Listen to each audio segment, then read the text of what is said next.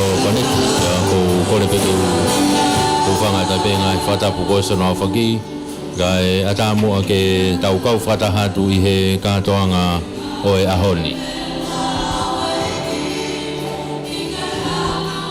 katoanga fia oe ahoni ko maalari oe ngahi lava mea I he malai ko ia oe ako I he ako anga ma olunga ange ko tupo ai ko ahoni ko forma fola ha tonu ko ni fo ko tia me farelo tu centuri oe sia sue siriana ta taina tonga I saione ia I nukalofa tau kau whakataha te whamafola o e hoani I herea mo e ata oe walfit po ni mai whai mai re tio pe whoke tau live stream e Facebook ai Broadcom FM broadcasting ko ia iau tau kau whakataha tuai I he hoani ka koe katoanga ia hono e whaki e whailonga whakaako hono ua fulma ua eni o ako maalungange ko tupou ai au tau kau whakataha tuai I he hoani ia ngai na whakaunga tu whalero tu Centuri Saione ai polokalama o e hoani taimini uklotonga whahoko pea e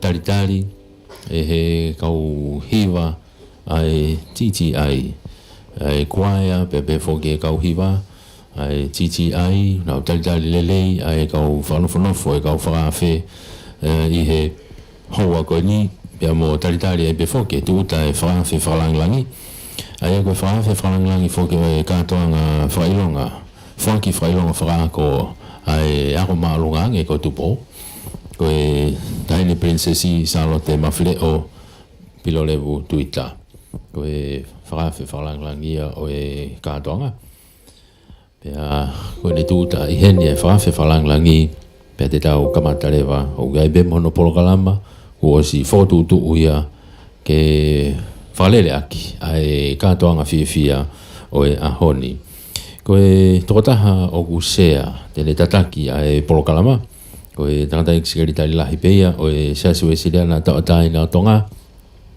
whai whikau arifereti atiola e he katoanga ko ia o e ahoni ko e katoanga ahoni o ko whaki e ngahi whakailonga whakaako I he ngahi tohi whakamoniako o e certificate pia mo e tohi whakamoniako o e diploma I he ngahi revolo kehe mo e ngahi malae kehe o kuwhai ahono ao me he hako maalunga nge ko tupo pia I he kuwakai hifo ki he yanga o e tolahi o e ngahi malae o kuwhai hono whailonga I he ahoni mei ko e certificate pia mo e diploma o ngahi lahi taha ia ngahi whaki o ahoni pia ko lawe I fo gai pe pia mo e mata I tohi e tahai o whaki a ahoni ka e tok whakaiki ki ko toa pe whokia lolotonga ahono ui o e ngahi whaki o e ngahi whailonga whakako lolotonga ai lere polokalama ko ia o e ahoni malo mo e tau au sia lere mai hoani wate whakamalo lahi heni ki he pupunga lose koula o kalani nusila o kuna o fia loto mawhana ai whanau mo e makapuna ka wako tutuku o ako maalunga ko tupou e whoki he TTI me he ngai tapa ko toa peka tau te fito ki he pupunga lose koula me o kalani nusila whamalo atu I he poupou pe mo e tokoni mai I he lawa e tau whamafola hanga tonu ai katoanga ahoni whakafou I he rea pe mo e ata pau pe mo mea mai pe I he ngahi ata ko ni e lolotonga e taimini e hiva taritari ko e kau hiva ni ai TTI I he taimini tataki me he tare kita o e musika e TTI ko save mataere whamalola hieni ki he whanau mo makapuna o tau wha uri tau mo e peau ki teu whaiva malo e ai ofa mo manatu ofa I he ahoni ka koe whailonga I ia o e fitungo fulmata o ko ia o tau wha uri tau mo e peau ka ku fia e whanau pe mo e makapuna mo e family ke whailonga ia ki ia ahono tokoni ke tau inasi he katoanga fia ko ia te tau kau whakataha tuai I he ahoni pea moe titi ai whamalo atu. Tau whauri tau moe pea moe family i he tokoni mai. Pea whamalo ma ke heni ke he kautaha e whewhakatau aki koloa atonga. O kunau whaifatongia mei Okalani mei Nusila, malo e poupou mai i hono tuku mai whainga maari e tokoni ki he hono whamafola hanga tonu o e kātoanga koe ni o kutau kau whakataha tuai i he houani. Pea kuange ko lau o kei ata pe matapā ka pau ki aha ngahi kulupu pe ko hataha o kuwhie tokoni mai o poupou ki he whamafola o e ahoni kei ata pe ke mou whawhetutaki mai pe ki he valfit poini ni mai whae mā e lawa ke mou kau mai ki ai. He koe kātoanga koe ni kou lawe i fo koe kātoanga e ki i fuoloa a hono taimi te tau whanonga ai i he ahoni pe au ku whamalo ia a e hatokoni ko hi koe poupou ki he whailonga i o e ngahi whailonga ako o tau kau whakataha tuai i he hoa koe ni.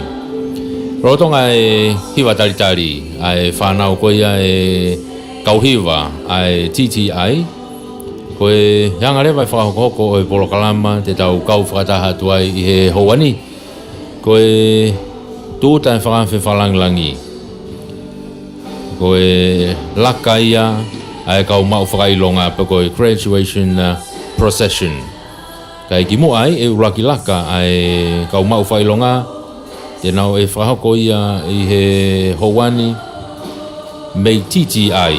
Nau laka mai nau tolu mei titi ai ki heni. Na nau laka mai nau tolu he pongpongi ko ia o e ahoni. Na e tataki mai ia e he kauifi ko ia ai kolisi ko tupou. Pea koe ni kunau i heni whakanofo le wahe taimini ke kamata ai Polokalama. Koe tūtai whakawhalangalangi koe laka ia i loto whare lotu. Ai kau mau whakailonga kātoa. Ianga uki wakai atu he taimini kou tui pe ko si au pe ia ke toko uang au tupulahi ke toko tolunge au nai e toki whakahoka tu pe mahalo anai ia ngai whakamatala ko ia ki he kau mau whakailonga ko ia o ahoni ka koanga ko ku wakai kou tui ko si au pe ke tolunge au e toko lahi o ki nau tolu ko nau mau e whainga mare tau wakai ai ki he whainga maari i he mala e oia ko hono o mai e he ako maalunga nge ko tupou ko hi ko whainga maari e ki e tau whanau hako tupo e whanua pea i he taim tatau te tau toi wakai ai ki he toko lahi o e tau tau tupu a e nau whia mau ko ia a e ngahi whakailonga ko ni o e mala e oia ko ko e kātoanga hange ko nau lawi ki ai e hiri e tūta e whakawhalanglangi e tahine prinsesi Salote Mafile o Pilolevu Tuita e laka rewa e kau mau whailonga. Koe hoko e Polokalama, koe kamata ki e himi whakalangilangi, koe himi nima fitu taha ia, e ofange ke liringi, e hiwa kātoa pe ia, e ako, e kau mau whailonga, e kau whakawhe, o kunau heni. Koe kau whakawhe o kunau heni, koe ngahi mātua, koe ngahi whamiri, o kunau heni, ke tau kau whakataha i he Polokalama o e houani. Tataki e kau hiwa he taimini, tokoni whoki he tare kita ko Samiu Atiola. Tataki atu he taimini ai kau hiwa, mo e hiwa taritari pe. Ka koe kau hiwa kātoa mo e orchestra, choir, ai TTI. Koe ui ki he lotu mo e whawhetai e whahako ia e whaiwhekau o e ako. Ko whaiwhekau Viviani Paea. Koe himi ulaki e lau ia e he Palestini o e kau Palestini ko ia e whanau. Ako TTI, ko Sione Kata. Koe lotu kamata e tatakia e he whaiako, mei he Pouono campus mei wawau, o whaiwhekau sentimita uhila. Ko e wholofola uloaki mei a Seremaia, e lauia e he skeritari o e ako tutuku, a e TTI ko heti tauwha. Ko e wholofola ua mei he tohia mātiu e whakawhou, e lauia e he whawhawhonga, wharearea e ua tahataha Daniela Fusmalohi. ka o kune kau foki i he kau whai ako whakataimi, pe koe pātaimi ki he TTI. Hiri e lau e wholofola me he whakawa fōu, e iai rewa e whoi aitemi ai me he hiwa koe a TTI. Tatakia e alai vai lahi whanua rilo. Koe hiwa Jesus is the living stone. Koe rea taritari e whahako pehe tare kita. O e TTI, whai whikau toke tā ungatea kata. Ko rea taritaria o e kātoanga e aho. Hiri rea taritari e hoko atuai ki aitemi hono ua. Me he tā mea rea ata pe ia a e TTI. Ko e foi fasi ko e storm. Ai ko kau tā wāringi ia. E tā wāringi ko wāringi ulaki ko kaluseti fisi hoi. Wāringi ua ko wholau lolohea. Viola, ko sione kata, pia ko cello, ko wate soni mawhire o. Ko whakalakalasi whokea ngahi violini, me ngahi violini i iki solo, ngahi violini o kuki i matolu tēnoa, pia ngahi violini ko eke pēsi, ai kuno whakalakalasi e ngahi violini. Ko e hiri ko ia whoi aitemi ko ia me he TTI string quarteti, e whakahoko rewa ki he whakalangi, ai kamata o e whaki o e ngahi whakailonga. Ai e taki, ai tataki ko ia, ai whakawhi ko ni, e taki ko ia o e ngahi polokalama ko pe ko Dean of Academic Studies, ko ofa wa e nuku. Pe kamata rewa ano whaki o e ngahi whakailonga, o e ngahi certificate, me he ngahi certificate ke hepe. Tange koe na ulawe ki ai, e tok whakahoko tua i rewa e polokalama ia ko ia, o rotonga a e tau whanonga. Ai koe no whaki koe ngahi whailonga ko ia, e lere hoko pe ia, ko no whakawaha mapa pe o e ngahi whaki o e ngahi whailonga, ko e ngahi aitemi pe e tok whakahoko mai me he TTI. Rotonga ko ia, a e whakawaha mapa. Ko e whawhalangi enu ko mea heni. Ai tahi ne princesi salo te mawhire o pilorevu tuita. E tok whairewa e rea whakamalo aisake walwek. Ko e sea ia o e puate ai TTI. Pe whoki e himituku ko sipinoti moi. Pe a moi keresi e sea.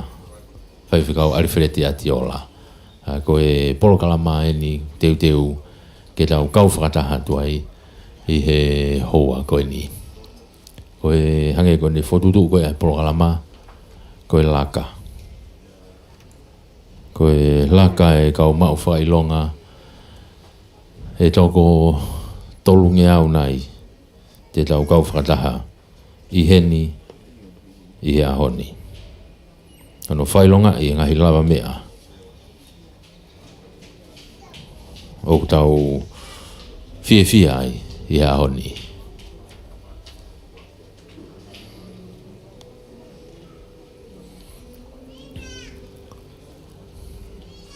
Tau kei whakamalo ia e befoki heni ai pupunga lo se koula o Okalani Nusila o Aotearoa. Whamalo eni ki a tau uri tau moe beau moe whamili. Whamalo ki a kautaha whiwhakatawa ki koloa atonga mei Okalani mei Nusila. Koe polokalama ia o tau kau whakataha tuai he houani. Whamafola hanga tonu he rea moe ata. Malufit poini ni mai whaima, moe Broadcom FM, broadcasting he tau Facebook a. Ai katoanga whaki whakailonga whakaako, ako maolunga ange ko tupou. Mei he whalelo tu Century i saione ia i e houani. Whakatau ange pe ukutau inasi. Ngai tapa ko tau pe wa o tukia i e whamafola koe ni. Ngai katoanga fie aeni. Ngai katoanga maalari.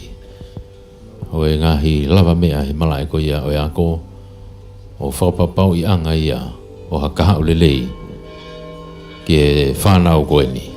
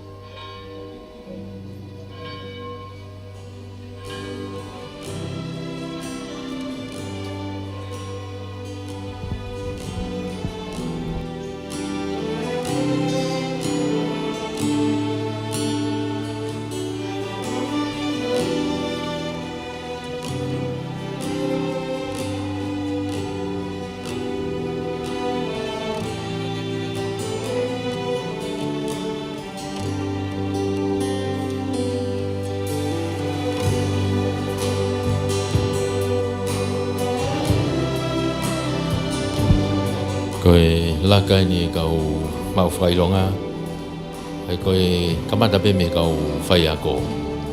Te whatonga e atu pe koe tonga toke tānu na mua mai, ai sa keke pe mo Daniela Fusmalo.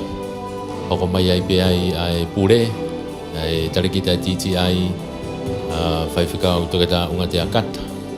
Kato hoko mai ai pe ai kau whai ako, ai titi ai. Me atu kai e whakawhalanglangi fia i he kātoanga fia o e ahoni. Tui mai pe kau whai ako nau ngahi pulu whakailonga whakaako. Wakai ai ki he nau ngahi whakailonga whakaako. O hange pe koe whanau koe ni te nau mau whakailonga he ahoni. Ia e aho te nau kau nau tole whanonga pehe.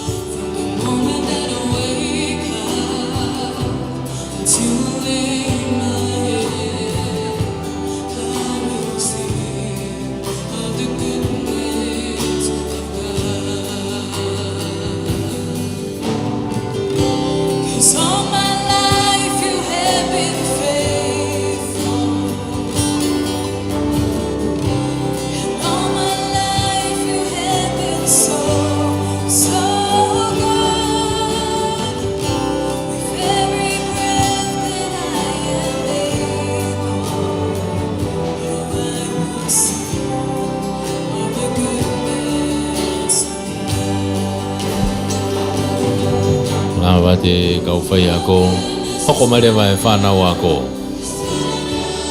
Ai koe oku nau mau whakailonga i he ahoni.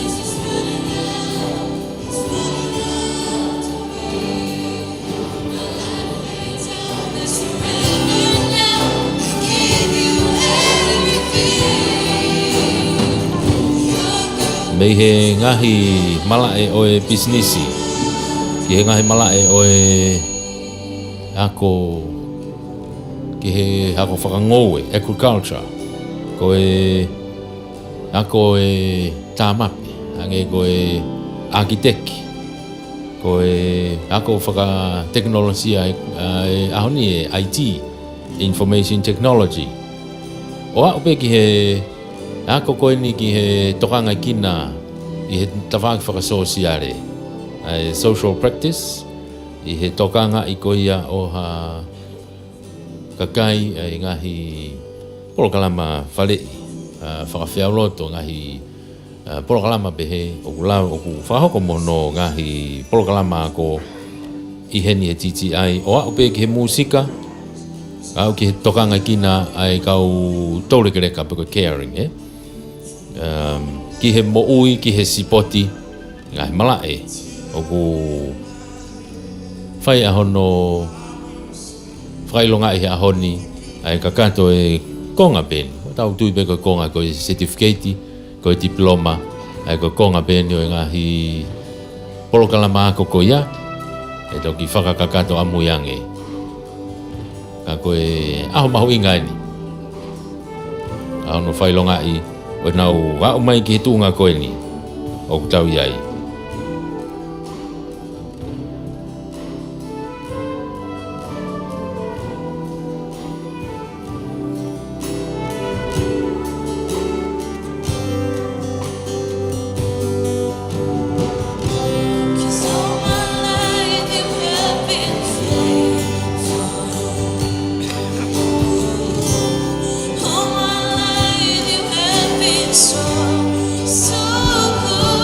Ange ko nau lau ki ai ko anga ko ki lau wawe atu pe anga tolahi o tui ko si o he tolungiau tupu ai whanau whakatoa ko eni o nau mao nau ngai whailonga i he ahoni.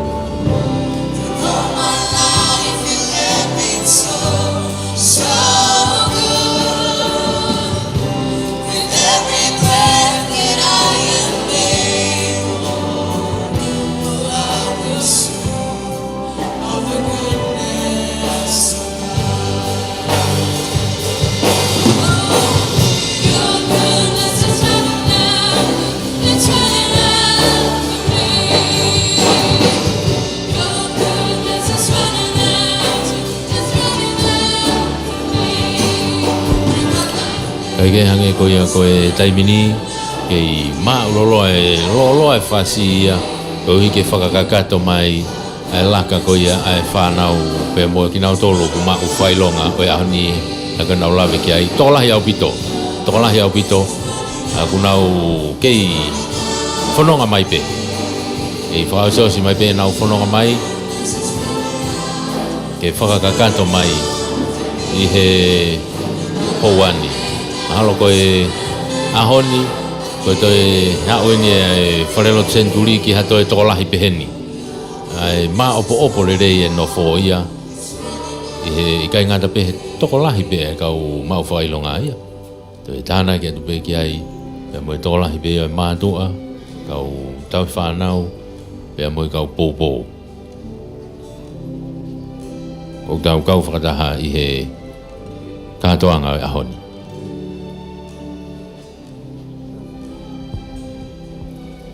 ahi momeniti koe ni e hoko atu lewa ai kamata o e katoanga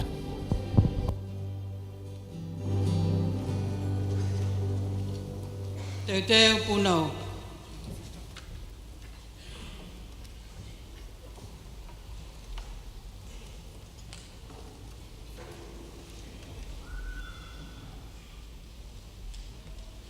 Kata ka mo me ahake kata ka mata malo.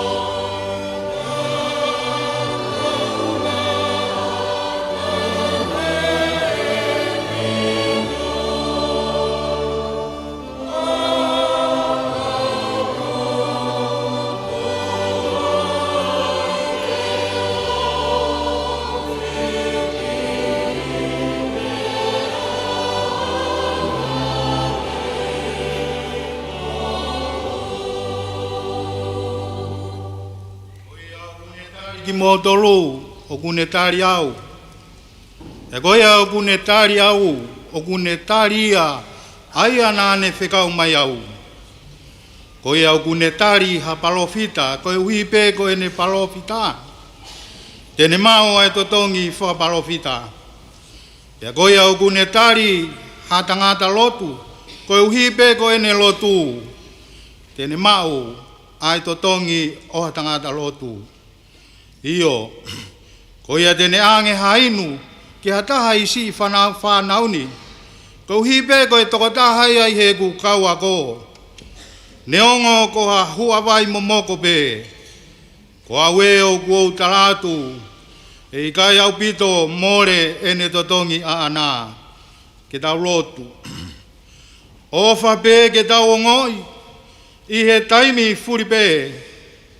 Ae fumana koe whiohi, tupu me he lau maari e. Māta ia e o tua, ilo e nerea mai, sino taha e uluna, whiongo ia i morangi, i he huafa e tamai, moe alo, moe lau maari e mao ni. Amen.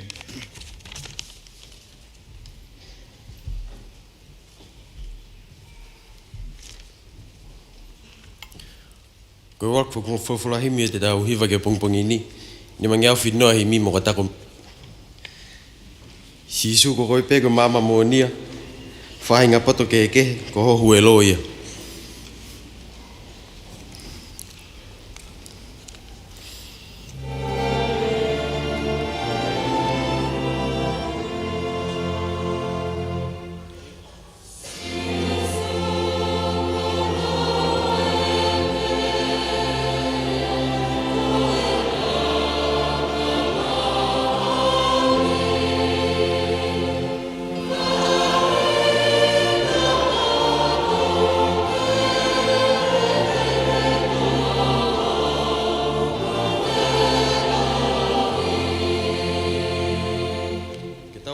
mua, a tohi kua whai, ke hua mama e o tua, ke o tawata mai.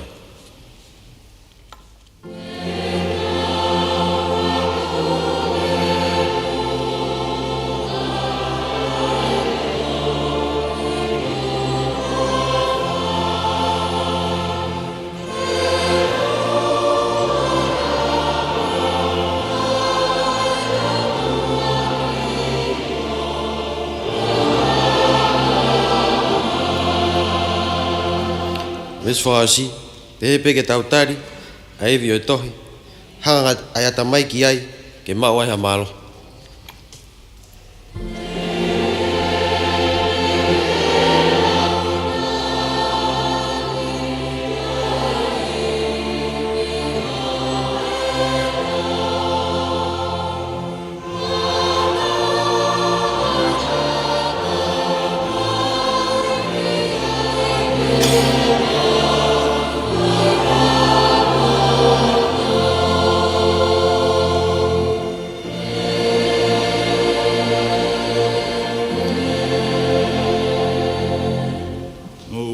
Ke taulot. E o tua mafi, tu i o taimi, mo i tāniti. O mau kau whakataha mo i kau angelo, mo e hosi te o langina. Akina o tolu whakamalo ta e tūkua, o hua whatapuha. Io, o kumā oni oni, o kumā oni oni, o kumā oni oni, a Jehova sa pauti. O kuwhonu a he wani mo mamani, i he teunga, o ho langi langi. Si su ko koe pe koe mama mo onia. Koe mama na e tō ke hulu aki. Ai po uri a mamani. Ko mama kune teke teke ai whakapo uri. Me he potu kotoa pe. Ilonga poto ki ai. Ye mama o mamani. O kuhola mi ai ai whakapa uri. Ai hok, ai wheitu ko ia o māmangia. O mau whawhetai. Koe ui koe kalofia mana e mofisi. O tō koe ki māma i tonga. Mo siasi ue siriana tawataina o tonga. Koe mama koe ana e tāri e he uloa ki whā. Pea whakairi e he kuanga hono whā. Nei whai hono whakaola. Ola i whanga. Pea kune teke teke whakatakai. Ai whakapo uri me he whonuane. Tari mua ai ke mau whawhetai o kuhake atuni. Koe ui koe whakawhinangaloa e whare o tupou. Ke whakatu e whare mamani. Ke ne taofi ai po uri i o mau kuangani. Tari mua ai ke mau whakawhetai o kuhake atuni. Ke ui ko shea o e kātongani. Skeli tai lahi o konferensi 5 kau. Ari whareti atiola. E mohono tataki whakalau maari e o e kātongani. O mau whawhetai atu. Ke ui ko whakalanglangi. E kātonga tanaki tuunga hano ua ua.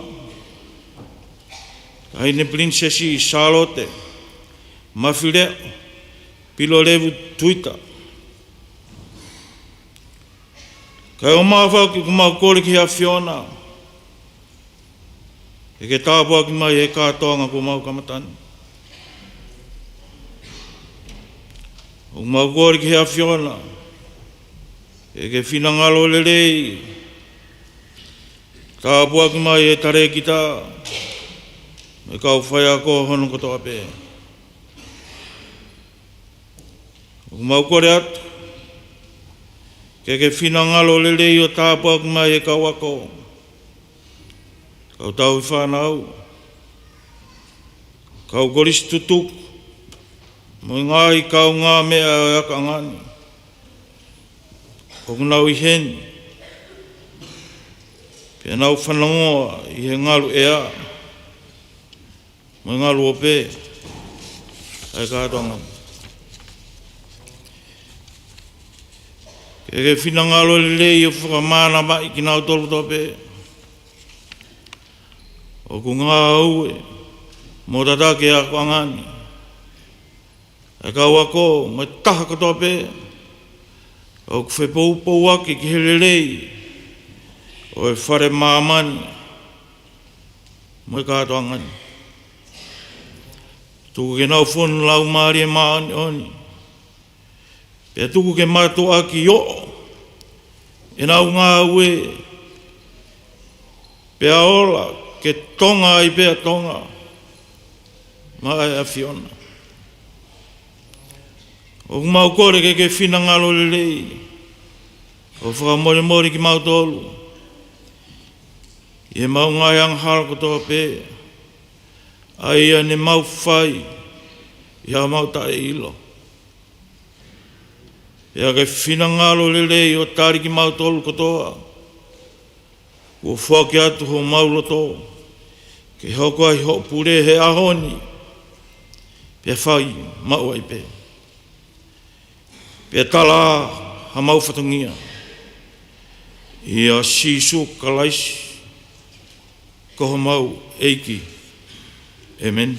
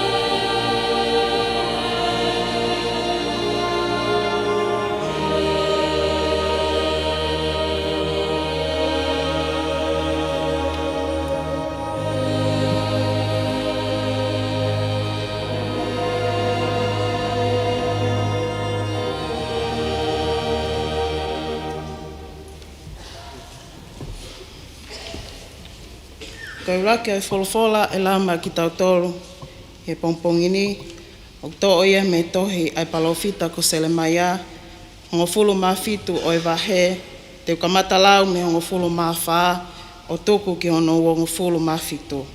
Sele mai a wahe taha fitu, vesi taha whaa ki hono ua fitu, ai au pēno whakalea. E sihova, whaito'o au ke maa whaito'o, toko ni i au ke maa toko nia, he kokoe pe hoku viki viki anga. Wakai o kulea mai e ha whaahinga ko e, ko maaia ai wholofola a sihova, ke hoko mai lewa. Koe mea kia te au, na i kai te ukalom he nofo, koe tokoni tauhi a au. Ka tala ai hai na aku whakaamu ki he au aho ko vilahi. Au kune awhio i pe. Koe mea na e hu mai, hu atu me hoku ngutu, na i teke whili ki ho whawhongana.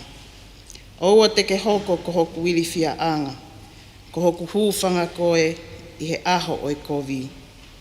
Ke maa ki nau tolu o kutuli au, ka oua na aku maa au. Ke ili fia ai whahinga ko ia, ka oua na aku ili fia au. Omi kia te ki nau tolu ai aho kovi, pia mau mau i ki nau tolu aki, ha mau mau loua. Koe wholofola ni a Sihova kia te au. Alu o tuu i he matapā o kakai, aia o ku mai mo hu atu ai, ai ngahi tu i siuta. Pea ke tuu foki i he ngahi matangkolo Jerusalema. Pea ke lea ke te knau tolu o pehe. Mo whanongo ki he wholofola a Sihova, ai ngahi tu i siuta, mo siuta katoa. Mo nofo Jerusalema fuape. Aki mo tolu o kuhu i he ngahi matapā ko ini. Koe wholofola ni a Sihova, tokanga te lia ho mō lau maali e. Pea oua e fuakavenga i he ahasapate. Ke whakahu mai i he ngahi matangkolo o Jerusalema, pea oua na awe ki tua hakavenga me mō ngahi whale i he ahasapate. Pea ilonga hanga aue oua e whai. Ka mō tāpui ai ahasapate, o hange ko e kutu uni ki mō ngahi whangakui. Ka nai ikai te nau whanong, whakaong. Pea nai ikai te nau whotu te ringa mai. Ka nau whakakekewa ho nau kia, ke oua te nau whanong. Pea ke oua te nau tari ako naki. Pea ka pau te mō whakaongo mo oni kia te au, ko Sihova ia me taiha mai. O oua e omi kavenga, i he ngahi matangkoloni i he ahasapate. Ka e tapui ai ahasapate, ke oua e whai ha momo i ngaue. Pea e toki hu i he ngahi matangkoloni, ani tu i moni hou eiki, o nau awhio i he taloni o te vita. O nau heka saliote mo e hoosi. Aki nau tolu mo nau ngahi hou eiki. Ai tangata siuta mo e nofo Jerusalema. Pea e nofo ia ai koloni o taingata. Pea te nau omi me he ngahi kolo o siuta, me ngahi wheituu takatakai ki Jerusalema. Pea me ngahi whanua o Pensimani, pea mehe Sefela, pea mehe Mounga, pea mehe wheituu Kotonga. Ko e nau omi wheilaulau mo whia, mo e wheilaulau kehe, mo e wheilaulau me akai, mo e lai peno, pea ko e nau omi ko e whakamalo ki whale o Sihova. Ka o ka pau, o ikai te mō whakaongo kia te au, ke tāpui ai ahasapate, ke oua e fua hakavenga, pe hu i he ngahi matangkolo o Jerusalema i he ahasapate. Pe te utok tafu haafi i hono ngahi matangkolo, pe tene keina ai ngahi palasi o Jerusalema, o ikai mate tamate. Amen.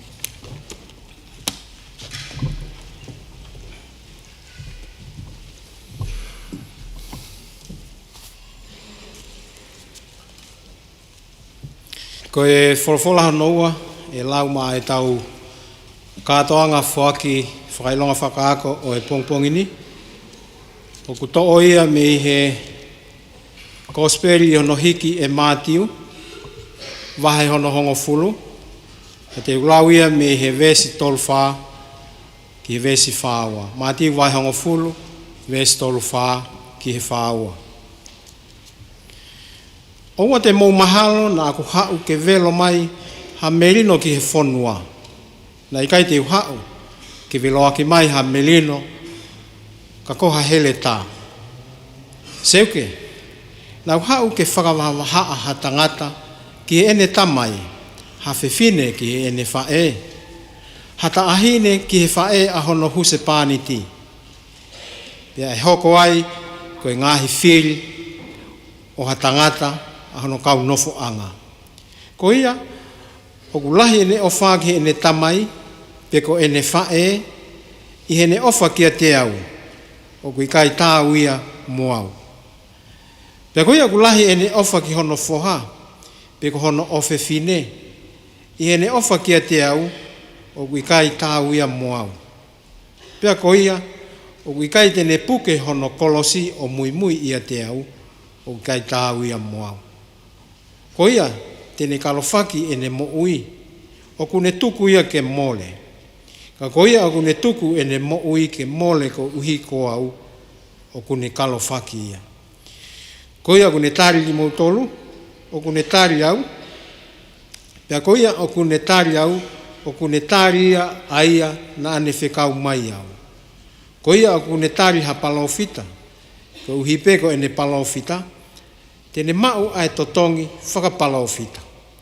Pea ko ia o kune tari ha tangata lotu, ko uhipe ko ene lotu, tene mau ai totongi o ha tangata lotu. Iyo, ko ia tene ange hainu ki ha taha isi i whanauni, ko uhipe ko e toko taha ia i he eku kaua ko, neongo ko ha hua vai momoko, ko awe o ko talatu e ikai au pito more e ne totongi a ana. Amen.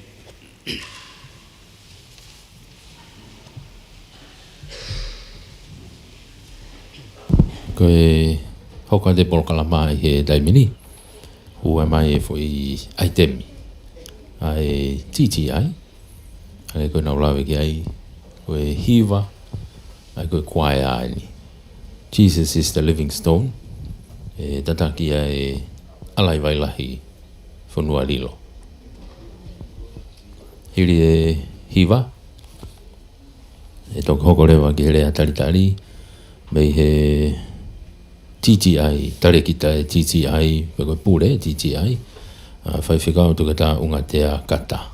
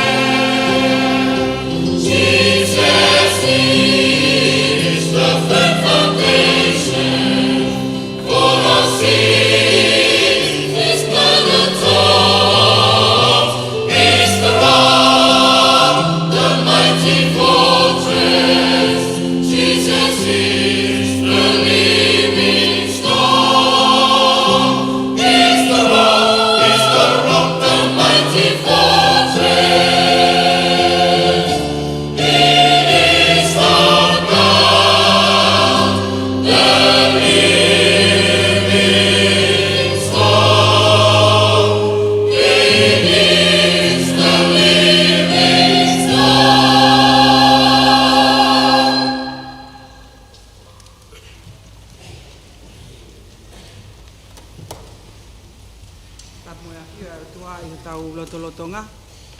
Tap mo whare lot senturi, ko whakatapui ke whai e tau lot whawhetai ki o tau otua. Tap mo tahine Princess Pule, sa lote mafleo pilo lev tuita. Ko tahine whawhe whakalangilangi, ko kātoanga whakailonga, ai apiako te seare ko tupou ki hua noa uoa. Tap ke sea e kātoangani, whai whikau alifilete atiola, ko e sikeritari lahi o e sias o e siriana tawatai nā tonga. Tap mo hou eiki o e whonua mo haa matapule. Tap ke hou eiki me pa o e komitiako e sias o e siriana tawatai nā tonga. Tap ke toke tā aisa ke eke mo e kau me pa o e poate whare i a ako angani. Ki Associate Dean o e waa o TTI i wawa o Powono Campus, ka koe pure ako o maire fihi mo sirik tapu, whai whekau sentimita o hila, pia mo e kau pule ako, ngahi ako angalalahi o siasi o nau i heni, tapuat ke kau whai whekau, tapuat ke kau mao whatongia o e ahoni, tapuat ke tek mautore ngahi mātua, mo kau tauhi whanau, tap ke kau ngau e kotoa o e ako angani, pia tap makehe, ke whanau ako, e whaki honau whailonga ako, me apiako te seare ko tupou ke he wanoa uoua. O whiawhia maupe ai whamiri o e apiako te seare ko tupou, ke taritari lelei koe, tahine prinsesi sa lote mafleo pilo lev tuita, koe pataloni o e koristutuku sia ko mui aonga. Iho lau maalie lelei, ke mea mai ke whakalanglangi a kātoanga whakailonga o ako angani ki he wanoa uoua. O maulanglang ia maupe tahine princess, iho o mea mai me he whare haa mohe o fo, ke whai e whakalanglangi o i kuna ko whai e he kawako, me he apiako te seare ko tupou he tau kotoa pē. Whawhetai ho o whawhe mai, ke maulalo, pia hono ikai ke nekai ho mau ngahi loto. O mau taitai lelei whokoe a tangata eki sekeritai lahi o siasi, whai whekau alifilete atiola, ko hui ko ho o loto lelei ke mau e whatongia sea, ke kātoanga ai siaswe siriana tawatai nā tonga, kā ko ene ako anga, ko api ako te seare ko tupou. Ko e fuafua pure ako whokikoe o ako api ako te seare ko tupou, pia ko ho vi sone, mo poupou ki he ako. O tuunga ai a whakalakalaka lelei, ai ki ako angani. O mautalitali lelei whoke ak mautolu e hou eiki o e whonua ak mo mea heni. Pehe e mautalitali lelei, ai sea o e poate whale e ako anga, toke tā ai sake eke, ka koe whakafofonga whale alea tonga tapu whikanima, pehe ke toko nsea, vika fusmalohi, mo kau me mipa, o e poate wharei a TTI. O mautalitali lelei whokoe, toke tā Daniela fusmalohi, ko hui o ke whakafofonga i mai, ai sea si moknau tolu o tokoni mai, ki ako anga whakawhai ako. O mautalitali lelei ki mautolu ai ho ik me mipa o komiti ako a sea si, ai o kau ki ai kau pure ako, o ngahi ko risilalahi a sea si. O mautalitali lelei whoki, ak mautolu a ngahi mātua, ka umā, a kau tauhi whanau. Pe moku mautolu ko toa pe a whanau ako, ko mou i kuna, pe te tau whailonga ia, i kātoanga, whakawhailonga, hoi api ako te seare ko tupou, i he wanoa oua. Nei whakatua ako angani he tauni, mo ka wako e toko ono ngiau ua tolu. Neongo mo unga awhi, mo whakataputapui o COVID, ko e toko lahi akene mei toko uangeau tahine prinsesi me whika anga maheni ki ako anga i he kamataanga o e tau. E whake ahone ngahi whakailonga certificate mo diploma, ia confirm me whakailonga maumata i tohi e taha me i he Auckland Institute of Studies, pe ko AIS ai ako apiako whate seare nusila o kia e ne alea pau mo TTI kene ngahi programa ako, pe ako nau whamawhai i mai ai tare kita TTI kene whake mata i tohi e taha pe ko confer ia i he kātoanga whailonga o e tauni. I he kātoanga o e ahoni o kia e kau wako i ki programa fo taha ko whakahoko TTI ni, ai na kamata he tau ko osi, pe koe fuafua programa ia TTI o whaki e TNQAP koe certificate whakafonua. Ai a koe National Certificate in Aged Community Care level o ua. Na e whingau ak whoka TTI ni mo e Australian Pacific Technical Coalition, pe koe APTC, ki ono whao e programa a koni, pe whakapaanga e polo seti, pe koe Skills and Education in Tonga, me he panke a mamani o whakafou mai he potunga o ako ai pure anga. E hiri pe ai ako e kawako koe ni taini whakawhalanglang, te nau kore hu ki programa ako a APTC o whako e suwa he tau kahau, he wiki tahaua. Pea kok nau tolu e lava he wiki tahaua ko ia, te nau alu hanga tonu ai pe ki ngahi ngau e anga i Australia ke toka ngai o kau reke reka. O kuako pe a kawako koe ni he lorotongani, he polokalama National Certificate in Aged Care level o tolu, ai e tok osia ki Novema o e tauni. Ko whailonga hono ua ia te nau mao i he malae o toka ngai o kau reke reka, po ka nau ka lava i pe i e tauni. Ko tāpak makehe ki hako angani tahini princess ki mamata ki kau whewhine koe ni, ai a koe me vai ua e te nau tolu nau loto ngau he ngau e anga maa whawhine mo i whanau, o whakahoko ai toka ngai o kau reke reka i he ngahi kolo i tonga tapuni. Pea koe nau tok whoki mai en ki a ko i o nau tau tongo fulu, pea whango fulu e ni ihi. Koe ki ako koe ni, koe halanga mauanga mo oni ke te tau tori tonga, pea ko whawhea ki mo tolo mo mea mai, mo fi apply ki ako angani, ki apply mai lewa i e tau kahau. Koe maka mai le taha katoanga o e tau ni, he whakia e Certificate in Information Technology Level 4, ke kau ako e toko wha, ai ana nau whai mai pe e ako koe ni, tahine princesi, me he waa o TTI po Wono Campus. Koe fuafua taini whokien ki whakahokoa e ako whakakompiuta, po tāna ki atu ki ngahi programa whateknikare anga maheni, ai waa o TTI he ene po Wono Campus. Koe lava eni o mawhao atu ai ngahi programa ako ki ngahi o motu toke lau ki wawao. O lava ia i he tokoni whakapaanga e koristutuk mai le fisiru tapu, o naulanga e lo kompiuta pe whanaunau ka kato ke tuunga maolunga ke lava i ako whakakompiuta maolunga ange. Neongo puna a hunga tonga mo hunga haapai, pea neongo whakataputapu i o ko vita haiwa, na e lava pe o kamata ki proklama ako fo o ko e ni i wawao, o ngawe ake a ngahi mea ngau i whakateknolosia. O neva ia tahine princess ki wawao lahi, ke tau fi whakalaka o e ako e hatoe mea.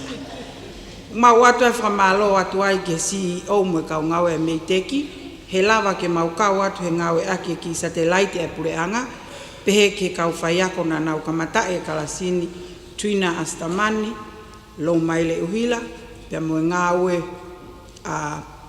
papalang ngawe ofa, o kumari ki wawao ko Raywin Vaiako.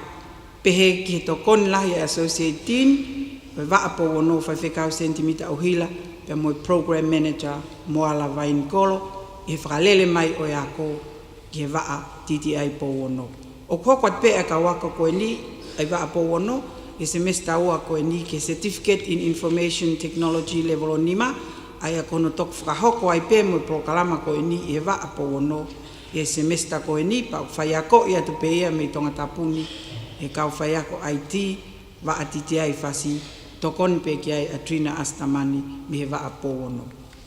O kau whuk mo whanau kona wikuna Advanced Diploma Level 1 he Sports and Health Science e whakawhailonga tauni, e heki proklama ako he semester koe ni hono wā ki Otago Polytechnic. Aia, o kwhengau ako mo TTI ki proklama sipoti mo e Health Science.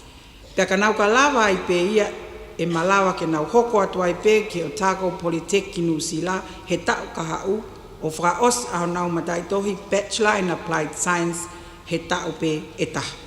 Ko tāpua ki ai pe ia ke lawa ke hoko atu ai ako e tau whanau o whakaos ki Nusila i he tau pe e taha o ikai ke toi kamata whouhaki.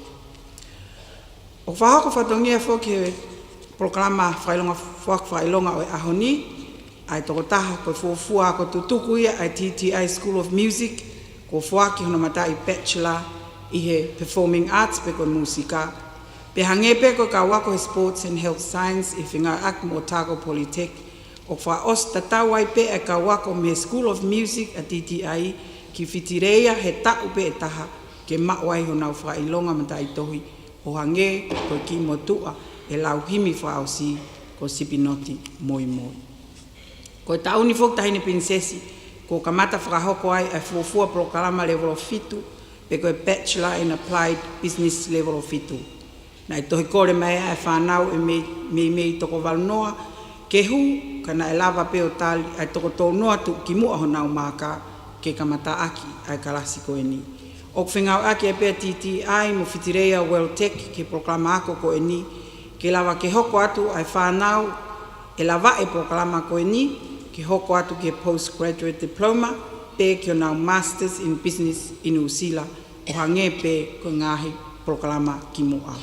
O tau amanaki tahine princess kia katoanga whakawhailonga i he wanoa ua tolu e kaua tuai ai kau fufua mata i tohi me he proklama ako whapisnisi. Ko misi ene ai sekretai lahi mo kau me mipa e puat whare i a TTI mo e langi mamao ai tamatu i ko tu pou wha i he ngahi tau kohiri.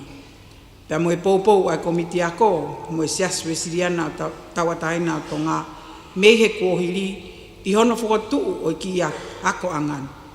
Pea o totoro pe e ki unga tahine prinsesi o hiki me ki nge esi ke ki nge esi o kulahi ange ko hui ko ne tupu ke ne toe matu o tua mo whapoto ange pea ko e tau lotu ia ke toe hoko o aonga lahi ange ke whamiri si asi mo e whonua. O mau whamalo lahi ke kau whai ako part-time o nau whakahoko whatongia mai ki ako angan. Toke tā e sake eke, toke tā Daniela Fusmalohi, koe kau ngau e me potu ngau e mo ui, seo ne po ulivati, me le enu ki hangana firise, ai a kuanga lelei a CEO ke nau tokoni mai ke proklama Sports and Health Science. Te vita kai tu ufotu, mo mo se vai pulu, ke proklama Architectural Technology, fai whekau se miskawa, ke proklama Social Practice, pehe ke anakawa e fiafi, ke proklama Aged Care. Pea mo ni ihi o kui kai ke uia to mo hingoa ka mo kau mai ke whai ako part-time. Whaka o si o mau tali lelei foki e ngahi mātua mo tau whanau whakawhailonga o i wanoa ua. Koe aho ni, koe whakamo o ni ia, o e ikuna, o e kakawa, mo e loi mata. O ku mau tolu e ngahi mātua, mo e kau tau i whanau, mo e kau mau whailonga. He koia na e whaitangi e ne whakaheka. E haa mo e fualahi, pia mo e fia, whawhetai ki he eiki. Tawange mo e otua, ke tau mao hakatoanga whakawhailonga o whonu he keresi, mo e fia ai eiki. Lewe whakahohaa mo e tua o whaatu.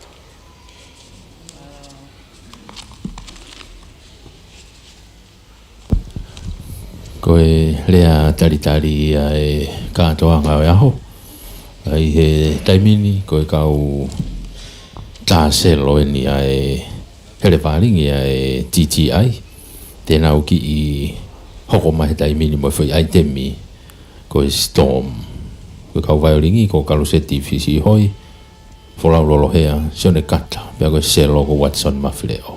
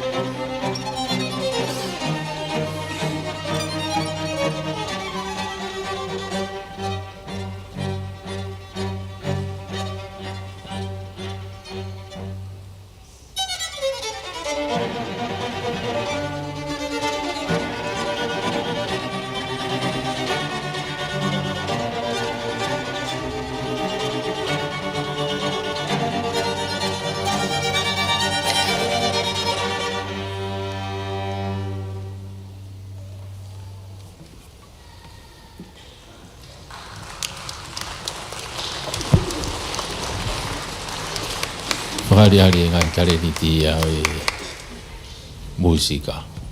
Tapke tai ha mai o fio i o tau tonga. Tapke whaafalanani. O katoanga whaaki whakailonga whakaako. Hono ua ai api ako maalunga angi ko tupou ke ta uafe ua. Tahine ko prinsesi Salote Mafileo Pilolevu Tuita. Tapu ke sea o katoanga ka ko se ke tai lahi o seas we siriana tau ataina tonga faifekau alfeleti atiola. Pea ko kore ke hufanga atu ie whakatap kakato ko whakahoko e tare kita o ako angani. Kai ata moau ka moe kautaki polo kalama ko toa pe o ngahi api ako i titi ai ke mau whakahoko atu a ki nau tolu ko i kuna i he tau whakaako o he tau ko e ni waafe uoua. Ko ngahi po kalama akoni ko osi accredit ia me poate whakafonua a tonga pe ko Tonga National Qualification and Accreditation Board TNQAB. Pea whakamawhai e poate pule o e api ako.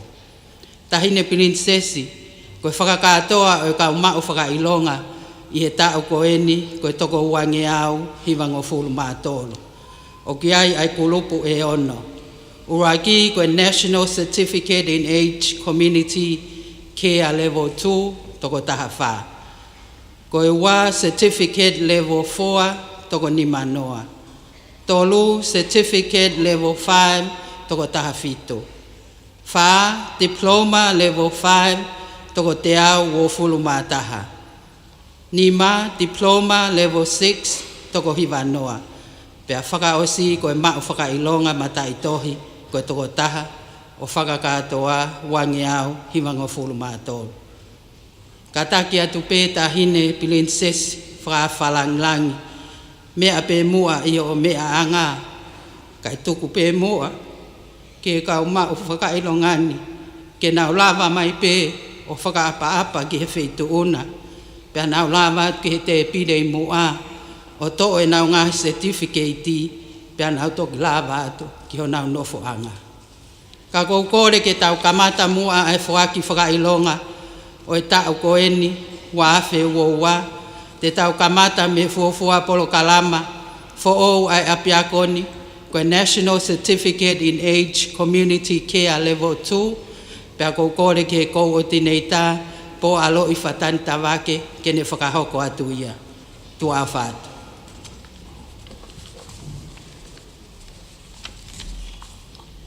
Ka tako i nā tōluen ko nā lawa e whailonga certificate i a National Certificate in Age Community Care Level 2.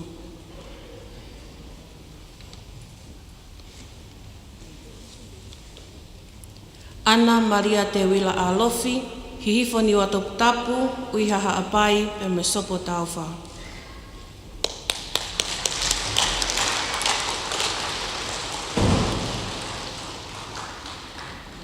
Tai ngalo fo weti, wau mapa, Pio lupea mo pelehake. Me tali ko ulalala kai, le mato awawau, where mea haapai, pe mo sia tautai. Ana vai polo lutui, whare loa haapai, te kiu, kolomotua tonga tapu. Mele aha kovi mau tofu, holonga tonga tapu, pelehake, pe mo tau awawau. Elizabeth o Kati, hihifoni o top tapu, kolomotua, halalo tonga tapu. Au nofo ki pai ni tu ua po oi, havelu toke lau. Milayoti pua fisi, nukuleka tonga tapu. Sio si ana puni vai, tawa wawau, vai ni tonga tapu, havelu loto. Wai te lose kolosia talamai, ta anga eua, a hau tonga tapu, te mo havelu loto. Ana funaki ta tola, ni wafo ou, wafa, tofua tonga tapu. Paosi, luse muna I whale mei toke, la paha, uiha, tatanga motonga tonga tapu. Ko lawa ia e mau whailonga certificate, mei he HKA, malo apitu.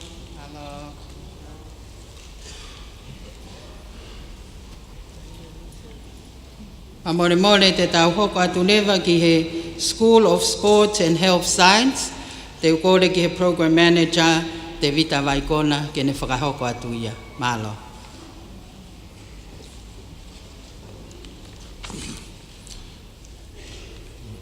Ulo matatoa ko e abia kona e tani pinsesi o ke ilele pe. Ko e whanau eni ko nau lawai. A Diploma in Sports Science Level 5. Tapuna asau, nanumanga tuvalu, abamama kiripati, no whateiho, whamoremore u poak mai. Tania lapongi, te ekiu, halau furi. Ko e matapure ne o kapteni e timi a e fue kawhata in princess. Sione si akumi tu niwa ngalu, kolomaire eua, mangia mawau, hawe loto.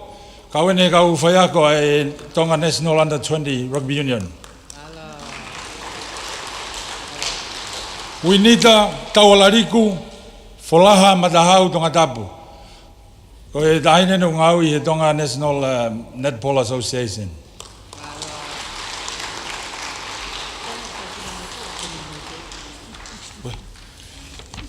O kina tole ne whanau, na e whamatala ki aia e tare kita I ne reporti, ko nau lawai a Diploma in Sports Science Level 6.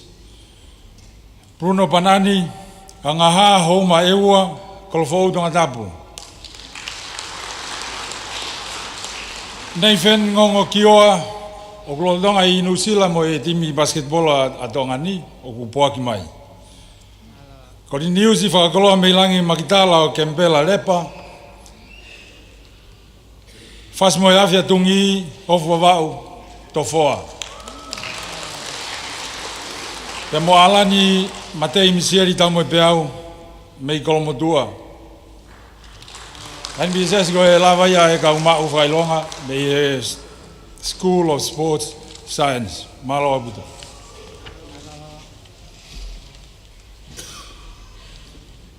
Pamore more ka tau hoko atu lewa ki he School of Music, pe ai whakahoko atu e he taki polo kalama, save mataere, aki nau tolu ko ikuna, malo.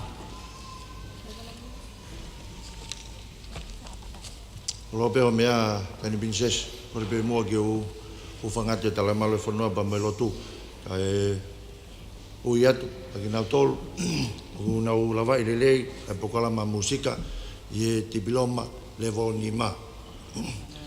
Apakasi a feaki, pangai hapai, kolonga, fas moe afi atungi.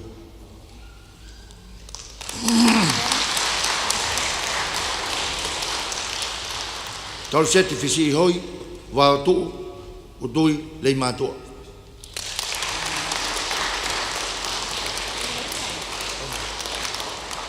Viri tonu amanaki leirei he lotu, fo he ila, whakakai hapai, vai ni hadafu.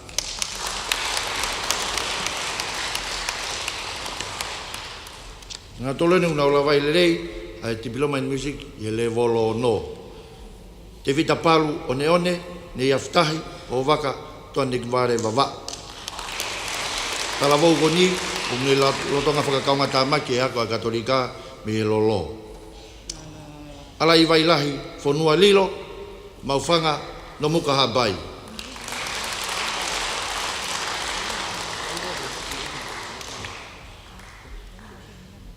Folau he lotu tunga fasi, uiha, whahepa kadaki, kanoku polo.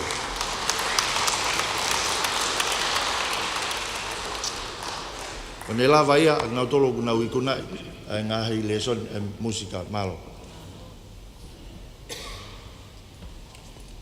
Pamoe mole, ka tau hoko atu ki he School of Teaching, Youth Development and Social Practice, Pea e whahoko te kauikuna e tak polo kalama, la tu mawai.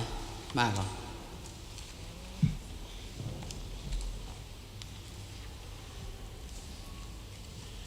Ko e polo kalama ko Uluaki, Pacifica Youth Development.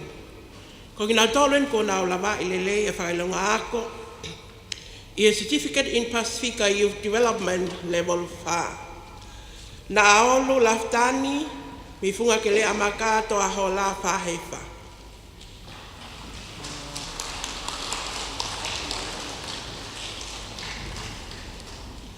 Ane plek tau moe penu vai ko puna wa ku uho kolomotua.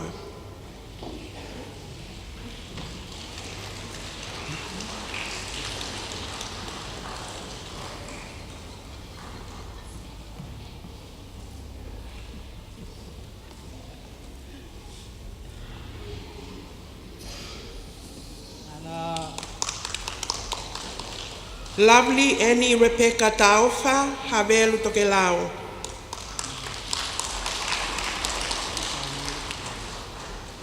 Pea mo seo sifa tu pou, whahefa, ha malaka peta kolomotua. Koe polo kalama ko noa, ko social practice and counseling. Kuna toluen na lava ilele a diploma in social practice level 5. Pauline V. Kaufusi, toko mololo ha ate iho pea mo e weiki, poaki mai ka piai pe whakafofonga.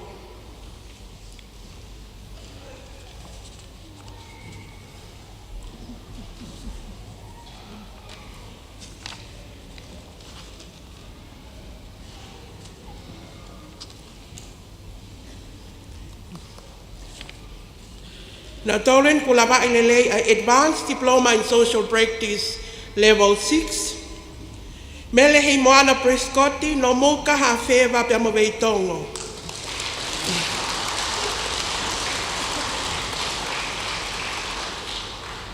Olivia Lawaki Fa, Kapa Fasi Moyafi Atungi, Vautuu, Fuaki Aipe pa mo diploma in social practice level 5.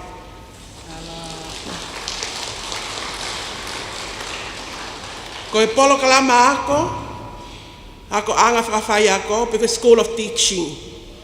Ko kina tolen ko lava ilele e whakailunga ako, i a Certificate in Teaching Studies, Level 4. Wilingia anau, no muka hapai, pangai e ua pia mo whahaifa. Te vita skaina he alofi o e hau unga whaupula, ho foa, no to foa hapai pia mangele ia. Eklesia talita halahala, matamaka no papa babau, kolomaile ewa. Mele mo unga visesio lile ofa helotu la atu, no papu feletoa babau pia mopuke. Ko kinau tolo ni ko na lava ilele e whakailonga ako, i a Diploma in Teaching Studies, Level 5. Vasa Luisa tupo loloa i waha lea matua, me halasi uli tapu kala matua.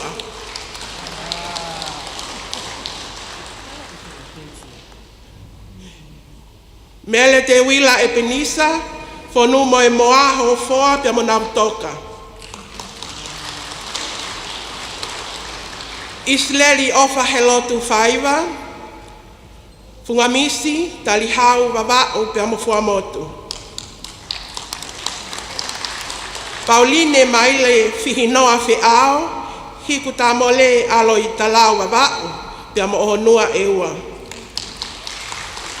Takenaka fi haki, matahau, nukunuku tonga tapu, pia mo mangia babau.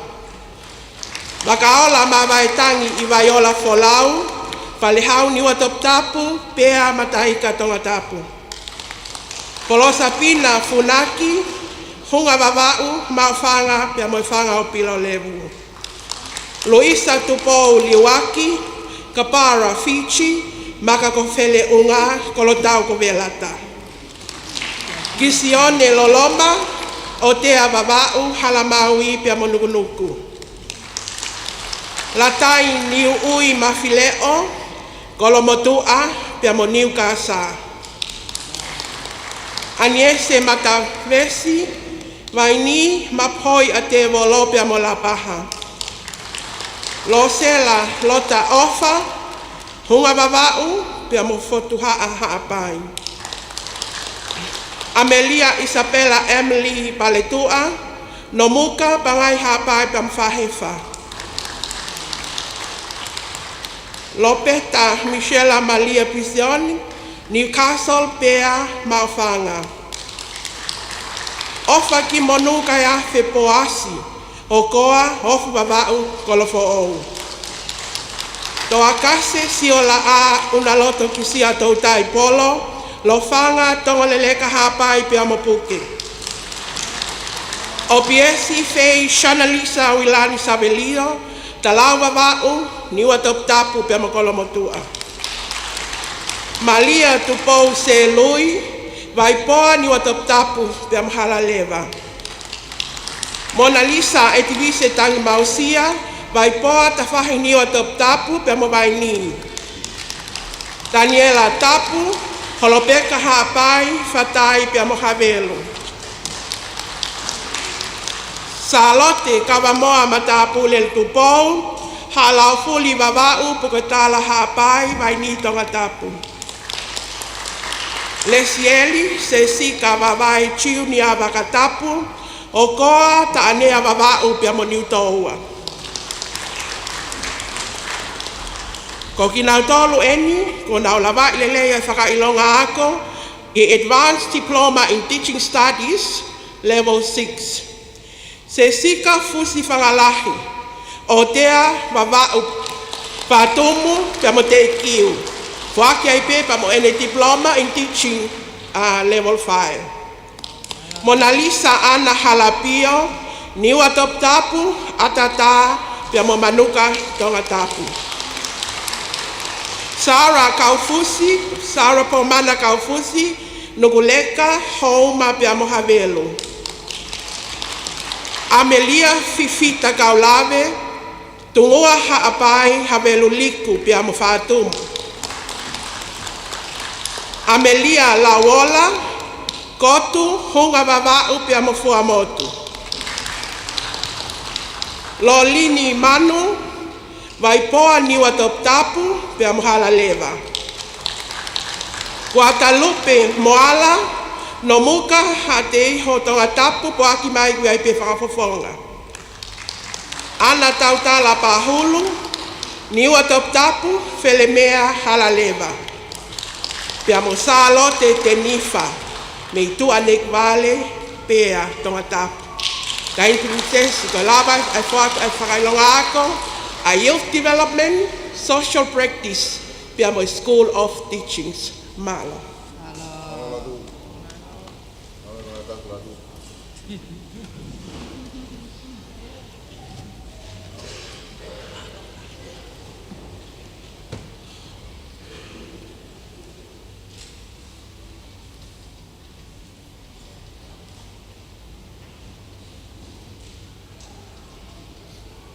Oi ki whawamapa, titi ai.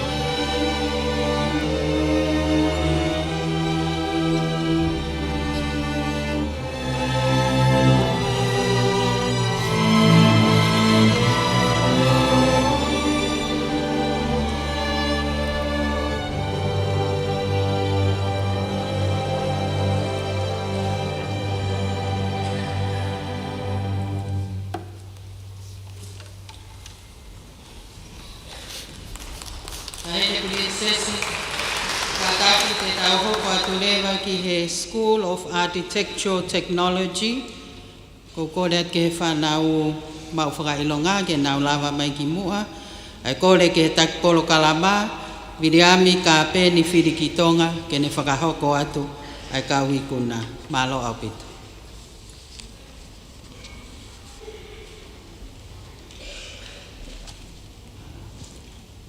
Tēne Princess, ko ki nau tolu ko nau lawai le rei. Whakina kia ki nau tolu e whakilonga me programa ako, Architect. Certificate in Architectural Technology Level 4. Karistiane, paya i mitolo moa whiwa. Hasini, hamula, whātumu. Hausia i moana manmua. Horonga matai ka wawao, homa tonga tapu.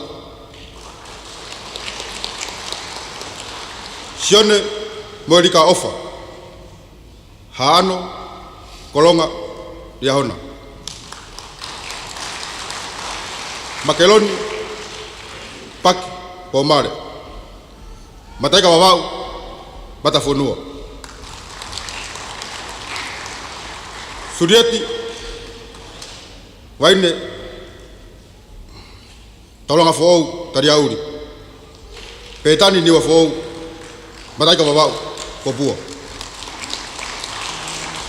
Te tahoko atu, ka teki nau tolu, nau lawai ai diploma in Architectural Technology Level 5. Milani Faulao, Longomapu, Hunga, Hokoa wawau.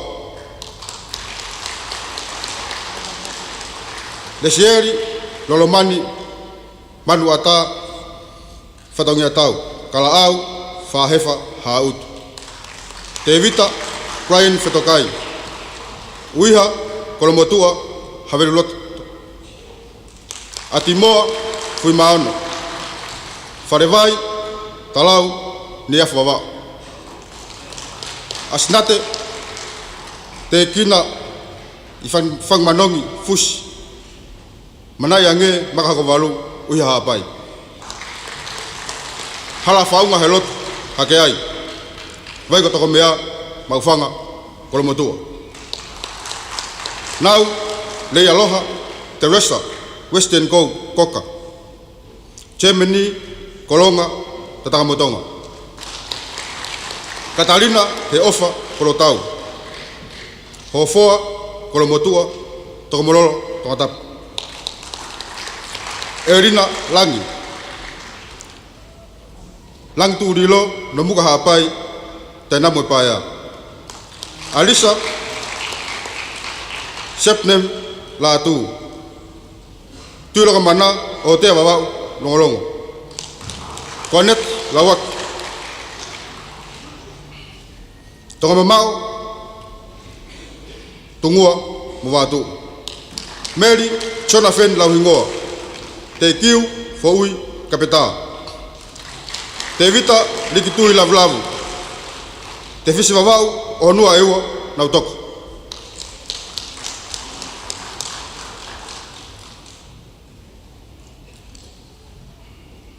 Tangtau mari whanua i lonton lo seri. Longo mapu tua nekware wawau hifo niwa tapu. Teniolo Starlight loto ahea. Veitongo. Seonala paya iwa hanoa manu.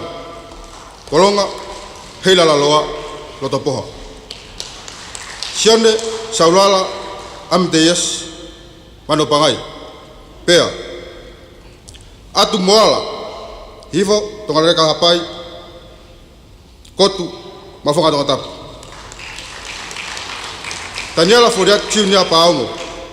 Matafonua lofanga tokomololo. Chena Rea Tai. Fas moyafi kolomotua maufanga. Mansiu tamare. Fangare ounga. Ropeka hapai isle tongatap. Justin Tang Mausia. Funga makami misi. Waipoa niwa tuptap ofo. Langi nunu ye palanite. karia pas siuni pahavea tevi. Fas moyafi atungi mokol motua. Timote tuyono tuuta. Kolonga babau kolovai sopotaufa. Fava vai nuku hafeva longomapu halaleva. Maria pateo lavahe fatumu uiha homa tawatapu. Samuela tatafu waitai nomuka uiha pahu.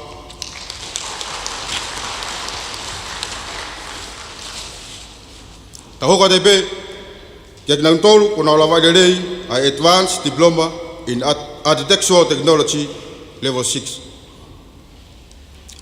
Rosemary de Castro, Puragen Philippine Fedeme Hapai Famut. Naulangi William Vance Center Finau. Fangareunga Hapai Kanok Polu Lomavit. Sione Tupou Fonua. Halamaui Homba Lomavit. Sona fen ciunia foto. Fulaha tongatap. Alaha ifunga wailahi funaki.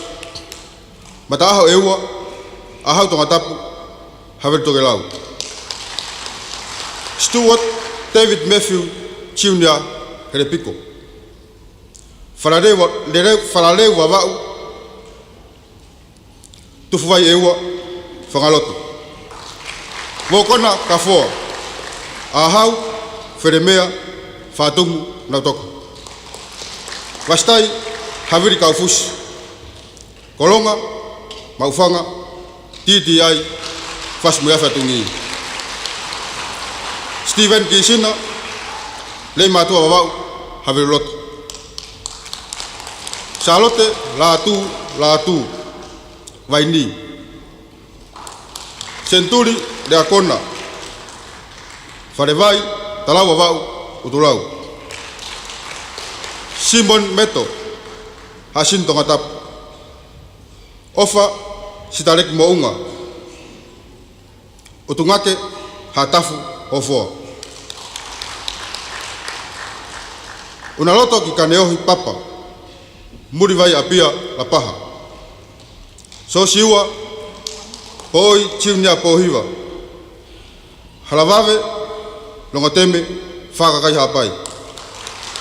Opeti seau no papu farevai utungake baba. Ana seini walamut sitarek koula no muka o hapai. O sayasi tepa veikune tapa. Koulo hato hapai tofa tongatap. Diufau urafi aitau taufa.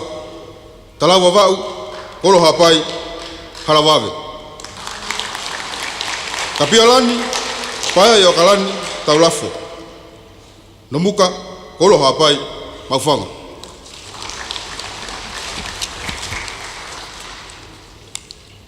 Mesfield teutau fareloa onua tuata kilangi. Unaloto kilomba George Bush tohi. Ngere ia fas muyafatungi. Apa yata niton tuktau. Loto foa kolofo pah. Tulfai kapiolani bahai. Toula tuanuk wawau maufanga.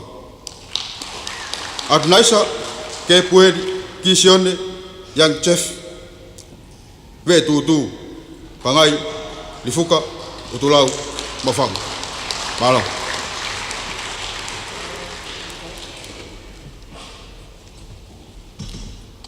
Malo tahine prinsesi te tahoko atu ke School of Information Technology pe whakahoko atu ia he takpolo kalama Patricia Halaifonua. Malo.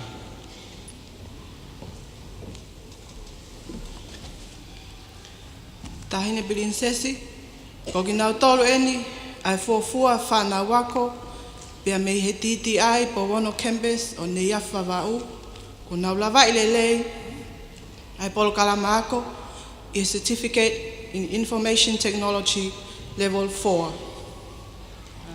Siale, ha fuhia he pe au whetuu, me halau furi wawau, pia mo tungua hapai.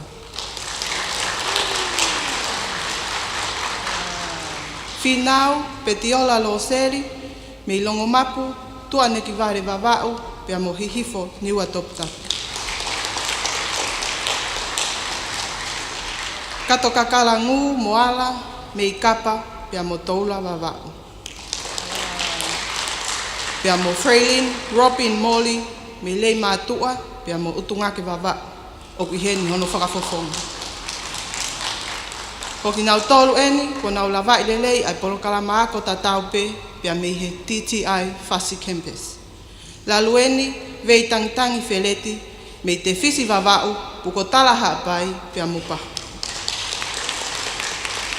Mamaloa, fisi o te lepi manu, me kolofo o, te kiu, pia mo ha ano hapai. Pia mo mele siu ki moana po te sio, me i tala fo o, pia mo houma tonga tapu.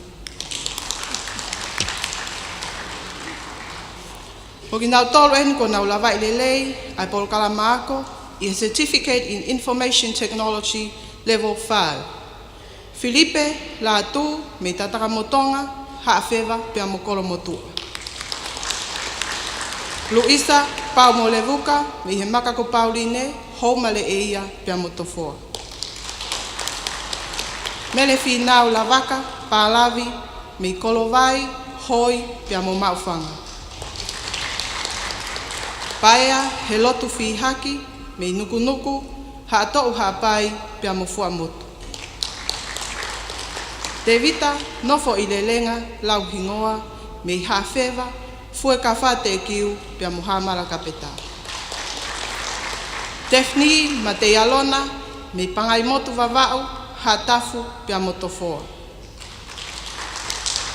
Sansaite, Majori, Peiki Muri, Tari Wakaola, me tofoa, otumapa, pia mo hunga wawau. Meletonga, tui pulotu, me tufuena. Victoria, Judy, Deborah, Tupo, me utulau. Pia mo sioape, liki o vave, me sopu, manuka, pia mo pea. Ko ki nau tolu eni, ko nau lawa i lelei, ai polo kalama ako, i a Diploma in Information Technology Level 5. Leilani iafu, me tumua hapai, pia mo nakolo tonga tapu. Ilai saane, wau hea tau fo o wafu, me kolonga tata hawhewa, pea, pia mo fua motu. Heneri fifita, me pētani eua, te fisi wawau, pia mo hawelu loto. Ana seini, mo isia he lotu halai walu, me whaleloa, fotua hapai, pia mo pere haki. Soakai, liku i la iu, me i pukotala, holonga tonga tapu, pia mo tataka motonga. Samiwela angoloka, kaulave, me i whātumu, pia mo lavenga tonga. Geneva, Switzerland, la sike, me i pētani eua, nakolo, pia mo nuku nuku. Christopher, whanonga fo au he lotu, lātu ila, me i tua nek vare wawau, pangai hapai, pia mo kolo fo au tonga tapu. Vika, ofa ki Lucia lau mape, me la kepa, pea, pia mo toko mololo. Jessica, Sio, lau sii, lui, me whahefa, fo ui, pia mo fua motu. Paula, whakalanglangi eiki ngā ue, me tataka motonga, pia mo nuku nuku. Sekona, ke ngike po hahau, me ni toua, pia mo nuku nuku. Moli, tahisi pau o pētani i mo unga kawa ta ione, me kolo fo ou, pia mo kolo motu. Tawake oma, o i maka hoko walu ta aufa, me i vaini, la vingatonga, pia mo uiha haapai. Eleanor, Filikitonga, a alusa ta aufa, me i mataika, longa mapu vavau pia mo matahau. Paia he ofa I manoa vai taiki, me uiha hapai makawe vavau pia mo kolonga. Whakahau valu, me kolovai, fo ui pia mo tānea vavau. Diploma, vea matahau, me nomuka hapai, kolomotua pia mo maufanga. Pia mo wasi, Yumiko Felicia, Yolenta, Marie V, me Faleloa, Falehau, pia mo niwa top tapu. Ko ki nau tolu eni, ko nau lava ilelei, ai Paul Galamako, I Diploma in Information Technology Level 6. Papra whangai lupe wa inuku hangianga, me longo mapu vavau, hawhewa hapai, pia mo tofoa. Teresa Fatai, me niwe, kolomotua vai ni, pia fuak whakataha mono diploma level 5. Kalesita Faiva Fehoko, me makawe vavau, maufanga, pia mo homa tonga tapu. Lesieri Fia, me makawe, tarihau, pia mo koloa. Christina Guadalupe Fifita, me homa mo masila mea tonga tapu pia mo hawhewa hapai. Salote, uimui ki ha ano tō kanga whineanga nofo me kolomotua pia mo hunga vavau.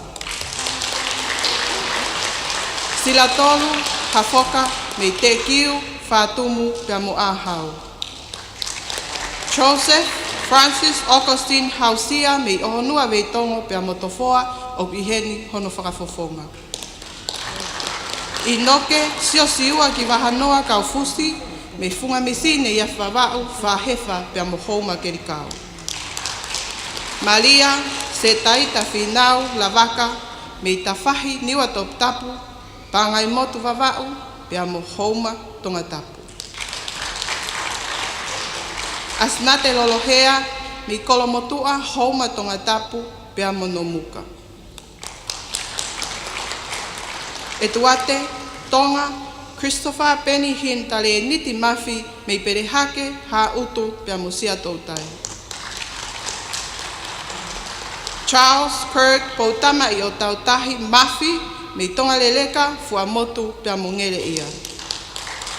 Nataleane tupove yongo mahina me hakio lei matua vavau pia motofoa. Alilia, Fatofehia, unaloto ki Aotearoa, Shona na paa, me lofanga tarihau vavau, pia mo houma tonga tapu. Osolua, Ova, me Feremea, masira mea tonga tapu, pia mo havelu loto. Amelia, Plata, tou anga he lotu palei, pia me te kiu. Mele ta ufa, pau mo levuka, me he maka ko Pauline, houma le eia, pia mo tofoa. O fuaki whakataha, mono diploma in IT level 5. Sione tu pou pulu, pia me holopeka houma kerikau, pia mo whangaloto.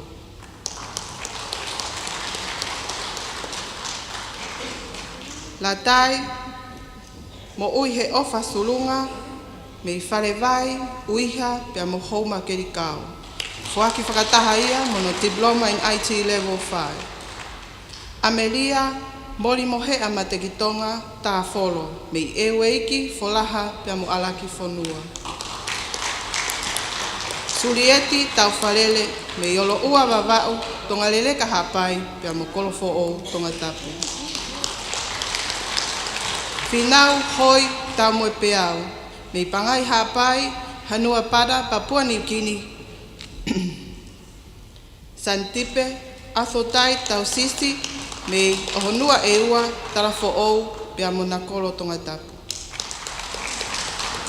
Milika huia teu, me kolofo ou, hoi, pia mo lawenga tonga. Leonora, Selini Tongi, me hateiho, hos te a whamotu, pia mo petani eua. Kailani, folau hola I Hawaii I whaupula, tupou me ngele ia pia mo matahau. Luciane tunga fasi, mi fua motu, pe tani eua, pe amonavu toka. Ameria, vea tu imoala, me pukotala, fangale oua, pe amoala ki fonua. Hai terencia, pinki wasi, me lavenga tonga tapu.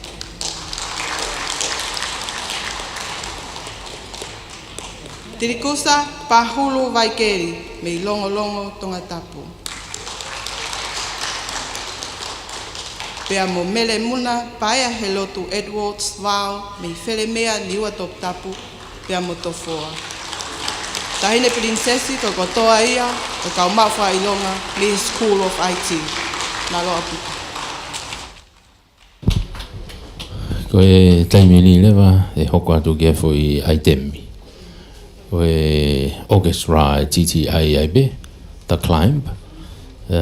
Whaihiwa ko kaluseti fisi hoi, pe wai solo ai ko wholau tunga fasi o ku solo. TTI I hoan. Hili ani bea whakakato atu lewa e businessi.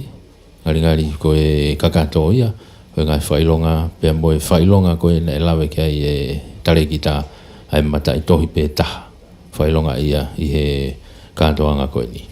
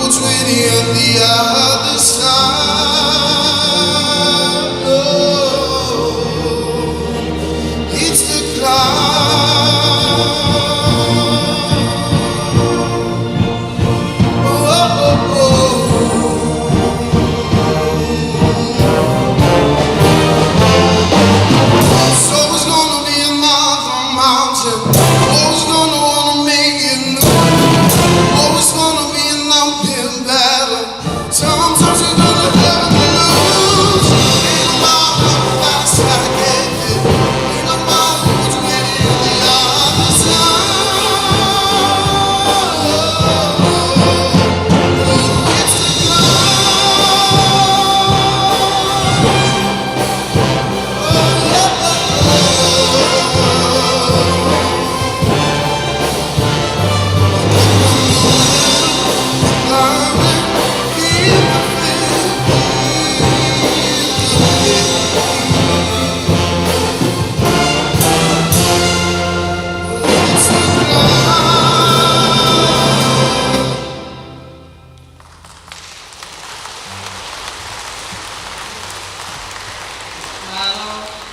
Mole tahine Princesi, te tau hoko atu ke School of Business, pe whakahoko atu he tak polo kalama, ko he lala ahio, malo apito.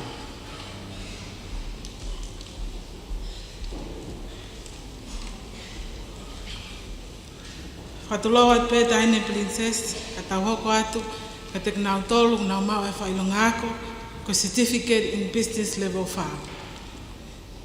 Seini whekau kovi fustua, me utungake babao, whata olua eua, pe mufuamu.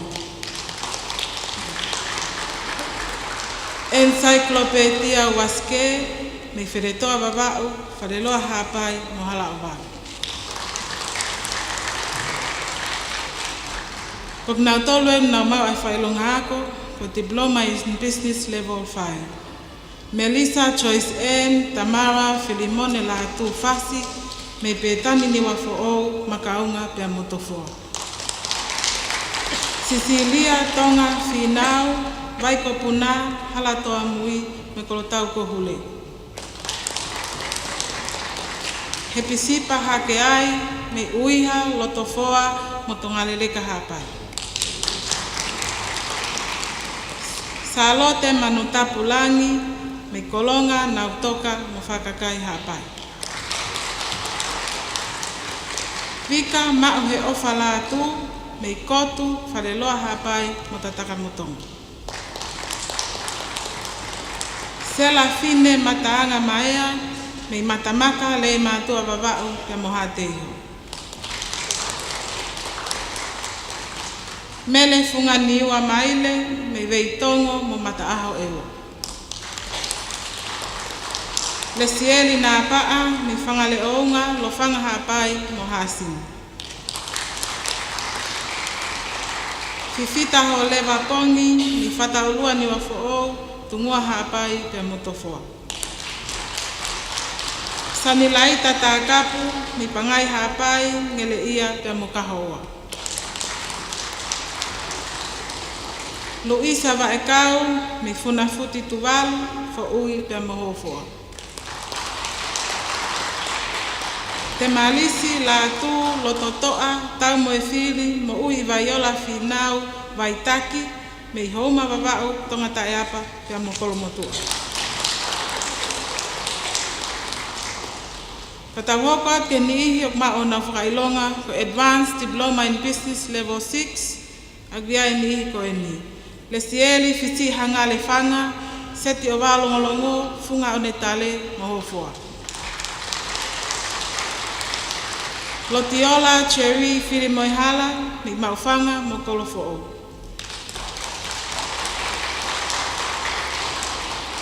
E se takolo, mi tonga mama o niwa fo'o, lotofoa haapai, motofoa. Williami Maya Liwaki, Lausigi, Ofa Kisein, Christopher Murphy, mi Tunbridge Wells, Kent, England, mofangaloto, mokolo fo'o tongata. Kaniela tangitau o Tuhoma, Falehau o Vaka mo Manuka. Heta Kalakiola Luisa Junior Taunauta, Holonga Feletoa mo Falevai Baba. Kupou Makeresi Taunauta, me Holonga Feletoa mo Falevai Baba. Sofenpa Ane Teu, Nikolomotua mo Sopo Tau Faahau. Ofa he paia I muri li neti sai paresi tau fa tukimaka, me tafahi niwa top tapu, pe tani niwa fo'o pia mo veitonga. Silivia va tukutau, o honua eua molotofoa hapai. Fatima Michelle Nisha ulu heua, mataaho, futu eua pia mo toko mololo. Pia mo vaiula, kafaliongi o uluvalu vetutu, ni pangai, mango hapai, pia mo maufanga, o glava mai pe hano whakafofona. Na lava e ka whakafofona pia me School of Business, malo.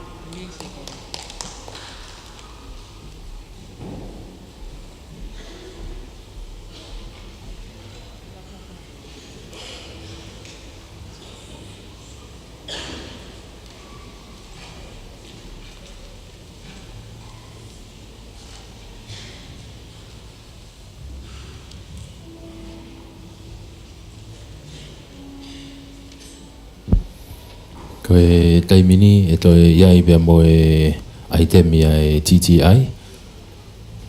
Ko e solo ai ko saha tau ki uvea i he The Power of the Dream. Tataki e whaihiwa e apakasi awhiaki. Whamalo heni ki a Oksana Tatafu ki San Francisco. Pōpō mai ki he tau porokalama whamafola o e kātoangani.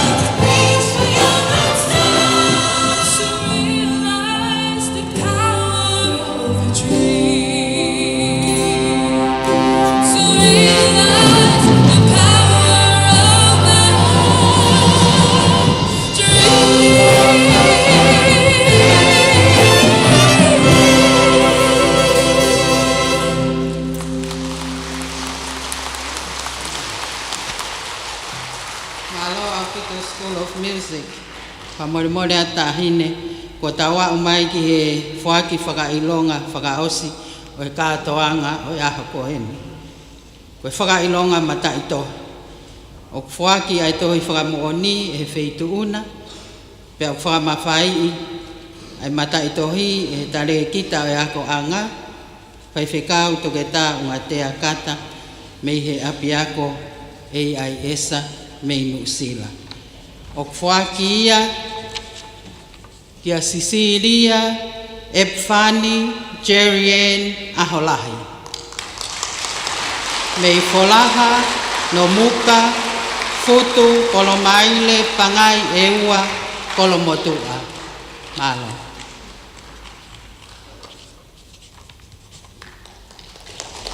Malo. Pakamalo lah ya tahine, kelala ya na pakailan.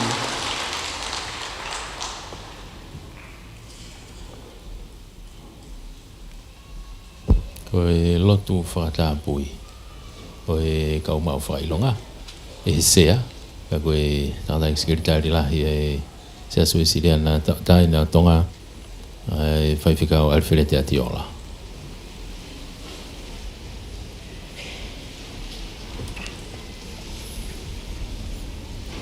Ko whatulau at be taini princess.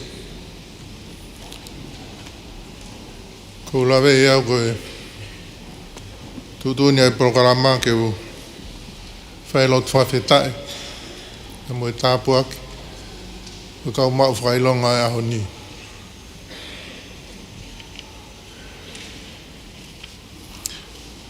Ka koa fau sea he kātoangan pia koa u totonu ke tutuuni ai programa o e tau kātoanga. Pe fotutu programa ia whapau o kaya ha taim ke u whahoha ai e taini princess. Ka hanai hanau poa kau ka keresi au tau programa he. O kore pēha ki whainga maari ke u whafofonga e Palestini be mo e konferensi ke whamalo ia ai ngau e anga o e aha koe ni. Kātoanga ni tu whaholo e ngahe taulahi. Tako e konga lahi e ngahe kātoanga ko ia taine princess ko koe ai whakawhakalangilangi. Tako whafonga ai whamaro koe ni.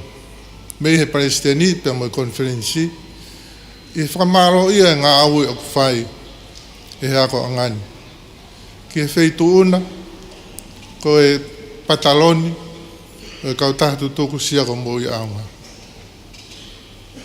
Ki he Palestini, e kau si mo te vea, pe mo e kau tutuku, pe mo e kau tahtu sia ko mo i aunga, o nau tau pili holo pe tahine, i he mai moa koeni, ai wheitu una.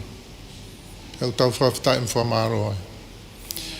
Whamaro ke he sea o e poate ako ai titi ai, toke tā ai sake eke. E mo nau tolu ki he poate. I he poupou lahi ke tauhi ai prokaramai.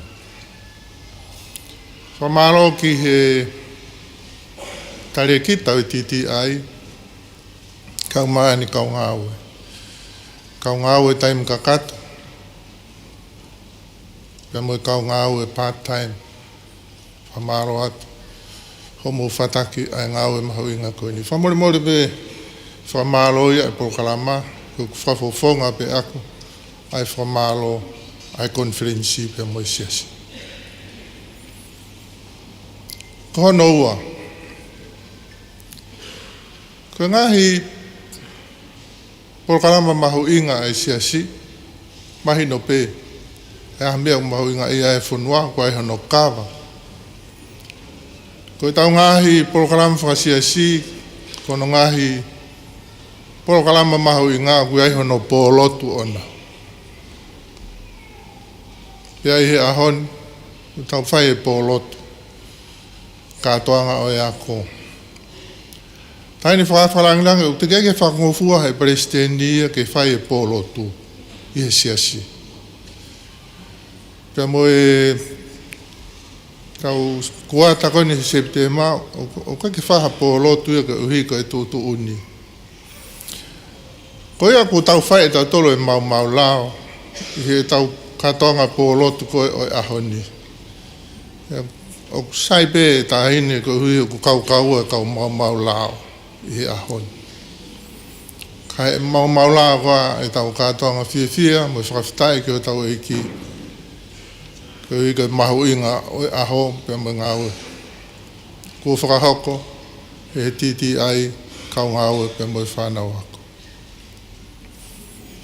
Ia ko hoko whoke tau tanak tunga tolu koe polotu pe tahine princess. Ko hia ku whae ngahi hiwa mo ngahi whasi. Ia ku holo ai ho mea. Ia moe matanga i he kātonga.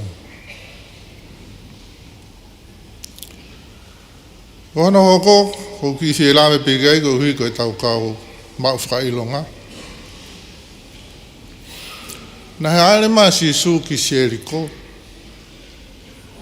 Pene eki i toa taha puku au pito ia. Keke lama ia mamata ke sisu. Puku au pito. Pea lere mu o mu a ia. O kume fu suka mino o kakai ke mamata ki he eki.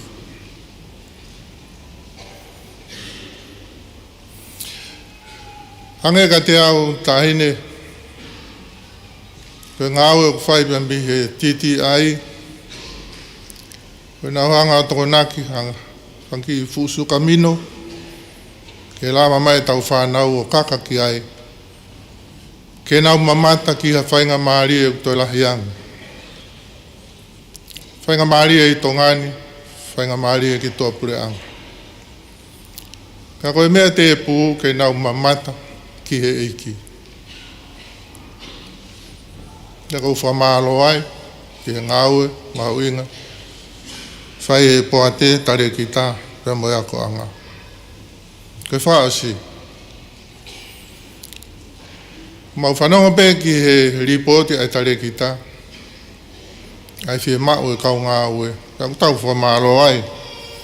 Ki he ongo toke tā koe ni, kau maa e kau tutuk. Nau lawa mai o tokoni, ki he ngāue whakawhai ako.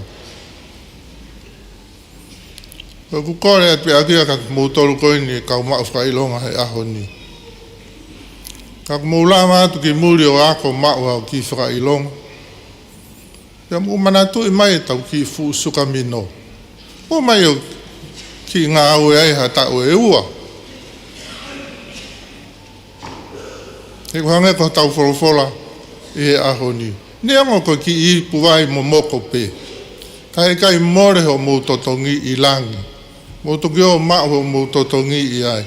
Ka mo mai o mai ki tau e ua, tau e taha pe tau e ua. Ke tokoni ki e tau whanau i nau tu laini mai ki he ngahi whainga maari e. Ka more atu he whakaloloa. Ka take kau tanak tu ngā mo mea haki o lunga.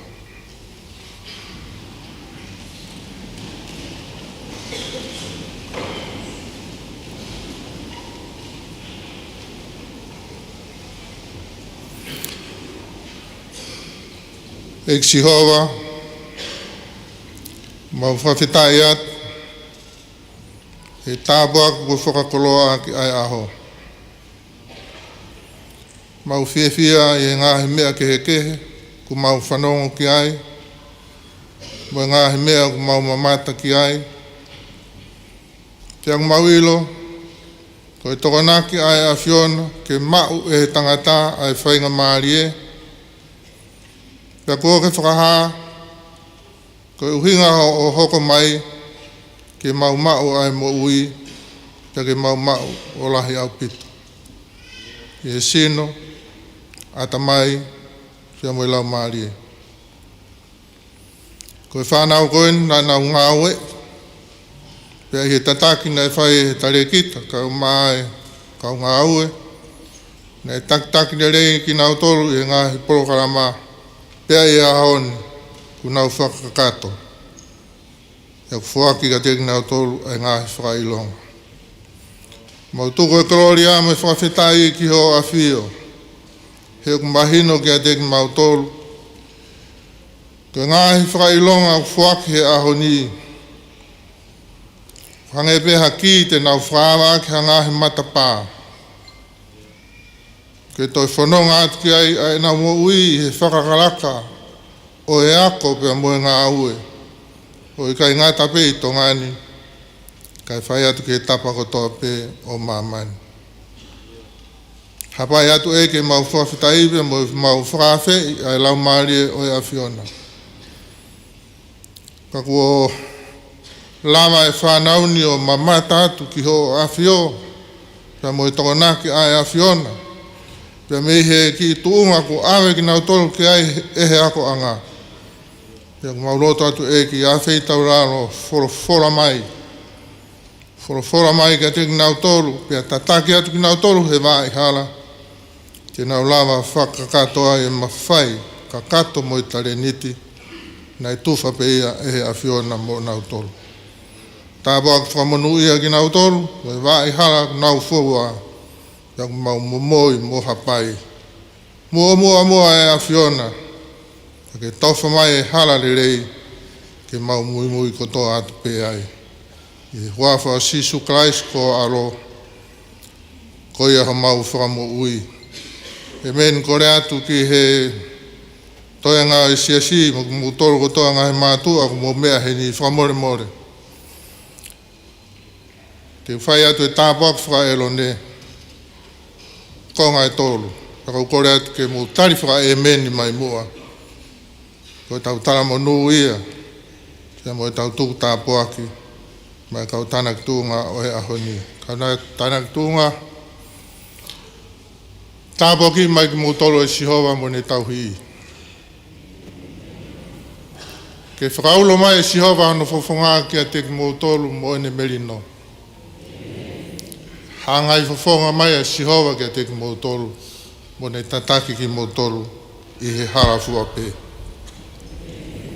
Ke tāpua ki a tua ke tamai mo e alo mo e lau maari e maari o ni ke ia te ki mo tolu ia he ahoni pia whai mauai pe o tai ngata. Amen.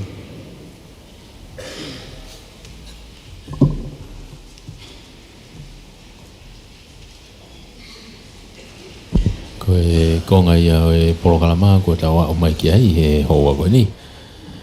Ko e hoko mai ko e item ia e TGI Orchestra. Ko e tataki e sipinoti moi moi peka hiria e whakawhi i rewa e mea ai whakawhi whakalanglangi e katoanga o e aho. Light Calvary. Ko e whasia e hoko ki ai.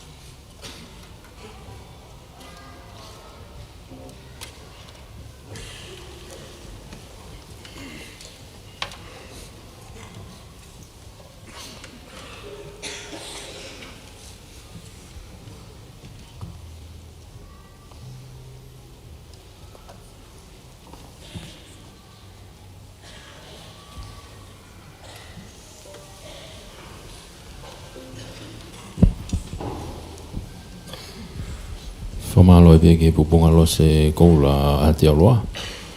Kia tau whauri tau mo peau.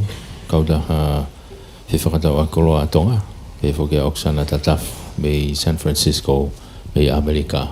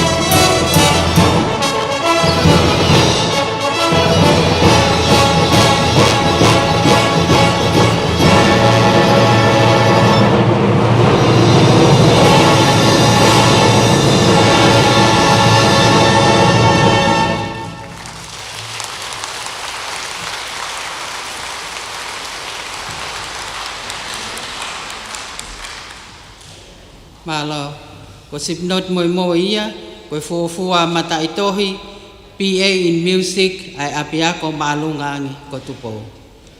Tahine pilinses, fafe falang-langi o ko eni. Tahine salote, mafine o pilolevu tuita.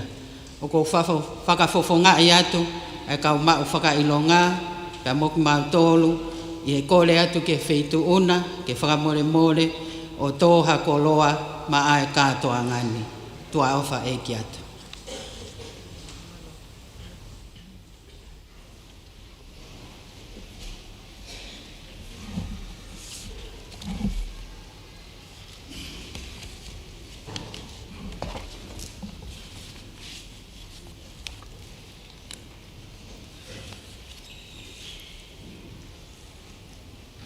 Tapu pea moe awhio e eiki o tua, koe māma māmanu. Tapu pea mo kingi tupo wono, koe hau toka tonga. Tapu pea mo Queen Nanaspau. Tapu pea mo Pilinis tupo toa ukalala, moe whare o ha moe o fō. Whatapu atu kia hou eiki.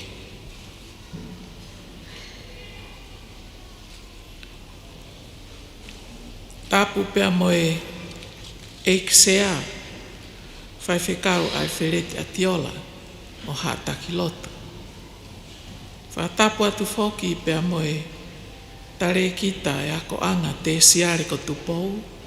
Whai whekau toke taunga te akata. Kai uma ae kau ngā ue hono kotoa, mo kau whai ako hono kotoa.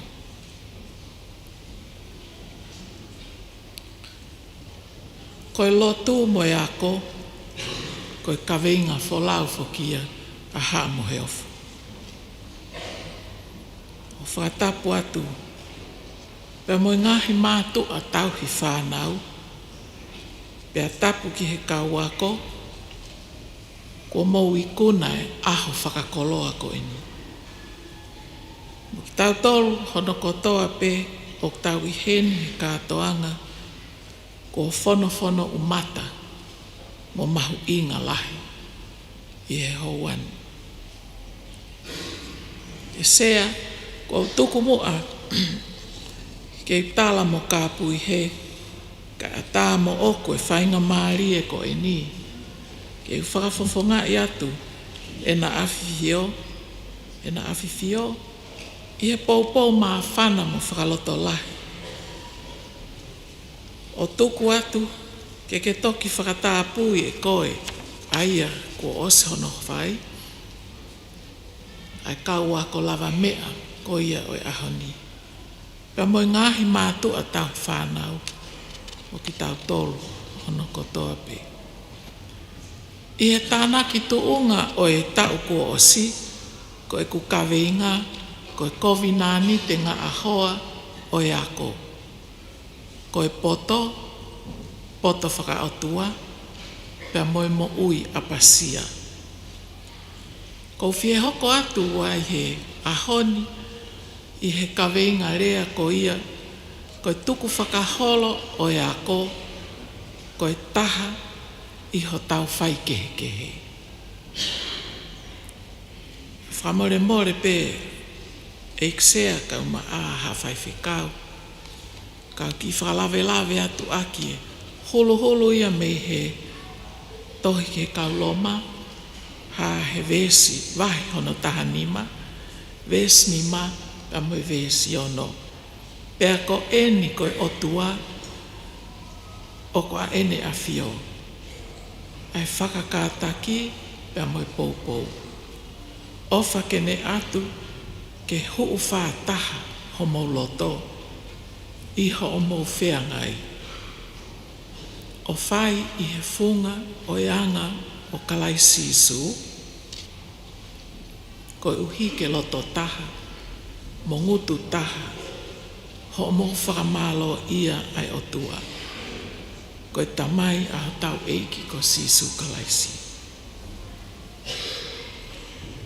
Koe katoa ngā tāna ki tuunga ko e ni, hono o fulu māua, talo e whina ngala e ni awhio, tau whaha tupo wha, pia mo whaiwhekau to ke tāsione a manaki hawea, mo e konferenisi ko ia, o e tau taha hiva hiva walu, ke tā hiva hive hiva, ke kamata rewa ai ako wha university, ia Tupou High School. Pea koe ahoni, kua ui ai ako wha university ko ia, kua ui ia koe Tupou Tertiary Institute, pe koe ako mā o lunga ange ko Tupou. Ko ia o kua tui sea, kai uma ai eik Palestini, kai uma a mo eik Palestini ako, ko taimi peke loto toa, loto lahi, mo loto tui maa lohi e tau siasi. O tuku ange ki he komiti ako ka uma ae Palestini ako, mo tare kita o e Tupou Tertiary Institute, ke whoko tuu rewa ha university ai sias ue siriana tau a taina o tonga. Ko e pore mo whakaloto lahi, mo e pou whakapatalonia a aku o atu i e hoa tāko e ni. Ke tau kakapa mā o lunga ki he tumu o e ako anga. Ko e uhi, ko e kahau ho tau whonua. Ko e rea ko ia ko e university, whamore pēa haapoto, au whakalave atu. Ko e rea ko i university, ko i whauia me he fo i rea whakapiritania e ua. Ko i unity, mo i diversity. Ko i unity, ko i taha. Pea ko i diversity, ko i whōtunga kehe. Ko i ahoni, ko tau whoaki ai ngahi certificate, ngahi diploma, o au ki he mata i tohi Bachelor of Art. Pea koe ngahi mala e ako kehe ia e walu. Pea o tau whakaloto lahia e Palestini ako, ka uma ae tare kita o TTI, ke kamata rewa ha School of Law, ako la, i he TTI. Ke whakatupulaki a tamai whiwhiri, a tamai whakauhinga, ai kawako. Ke nau ilo ai mahu inga o whakaapa-apai, ai whai kehe, o fou he losika mo e whika. O nau toa ke mawahe me he kovi ki he rerei. He koe here tāia o i kosperi o i ahoni, koe wholofola ai otua. Ko fia lahi, he e kuwakai atu o kui heni, ai whakafofonga wharearea ko ia, ko toke tā Daniela Fusmalo. Malo apito Daniela ho lava mai, pa ko uhi ko i hen toko taha pe au mei he wharearea, o ko atu ai ki fo i whakamanatu ko eni. O ko tui Daniela ke tok whakahoko at he wharearea, te mō lava toko nia whānau wako ko eni. Ko i whānau wako eni a ako.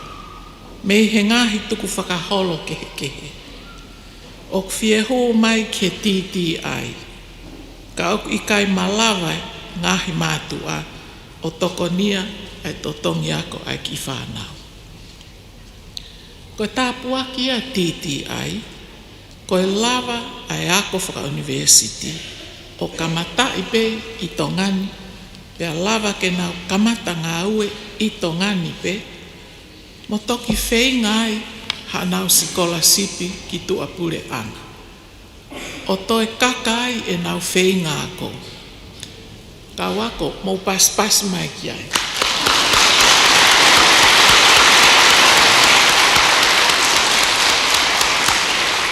Ka ko whakamalo atu ki he whakafofonga o ewa, he tene whakahoko e tau kore ke wharearea. Whanau ako, kua mau i kuna ai ngahi whakailonga whakaako o tauni. Koe otua na ne o atu ai loto kātaki moi pōpou pe koe spirit of endurance and encouragement I he tau whonu whainga taa koe ni. Ke mau I kona aki ho mau ako. Koe mea whakatupu I kona mo whakatupu merino ai mo ui aki ai wholofola o tua. He te mau lava ai o iloi ai mahu inga ke mau kei taha, unity, ho mau mātua. Taha ke o mau mātua. Taha he mau moho o mau mātua. I api ho mau whamiri, pia mo siasi, mo kolo, o mau nofo ai. Neongo ai ngahi whai kehe, pe koe diversity, te mau whakatokanga I he anga o nofo.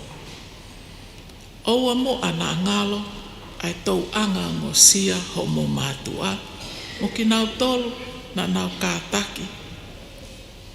Ai ngahi ka venga whakaango sia, lolo tonga mo wako. Kai lava toko nia ho mo wako. Si ngahi mātua tau hi whanau, mālo mo ai tau anga ma whakaloto lahi, ki e kaha urerei ho mo whanau. He koe kaha uia o e whonuan. Si tare kita mo e kau whai ako e, titi ai, kai uma a foki, mo e kotoa, o e ngahi ako anga kehe, ne mo o hake ai e kau wako ko e ni, ai kau wako lava mea, o e ahoni. Mo oni pērea whakatalu, ko e kau wako kotoa, ko e whakahaanga ia o e nau kau whai ako. Whanau ako.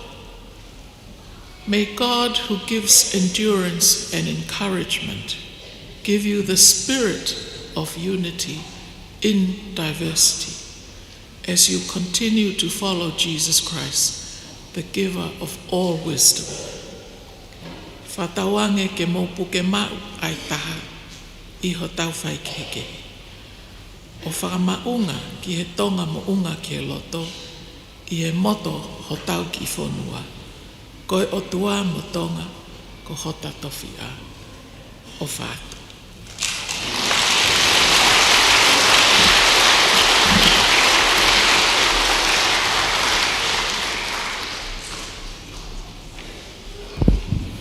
Koe lea whamalo e whahoko ia e he tarekita. Koe sea ia e poate tarekita wharei. Aisa keke. Whatapo ki he tahine whalanglangi, Princess Charlotte Mawhireo, Te Lore Tuita. Whatapo ki he sea kātoanga, skete lahi sea si Wesiriana, whaiwhikau Alfred Atiola. Peko kore ke huwhanga I he whakatapo oso no au whaki, I he kamataanga o e kātoangan, kata ki he motuan ke whahokot ai whatongia koen. Mui atu pe he sea koe o e kātoanga, o e whamalo I he whatongia ko lava.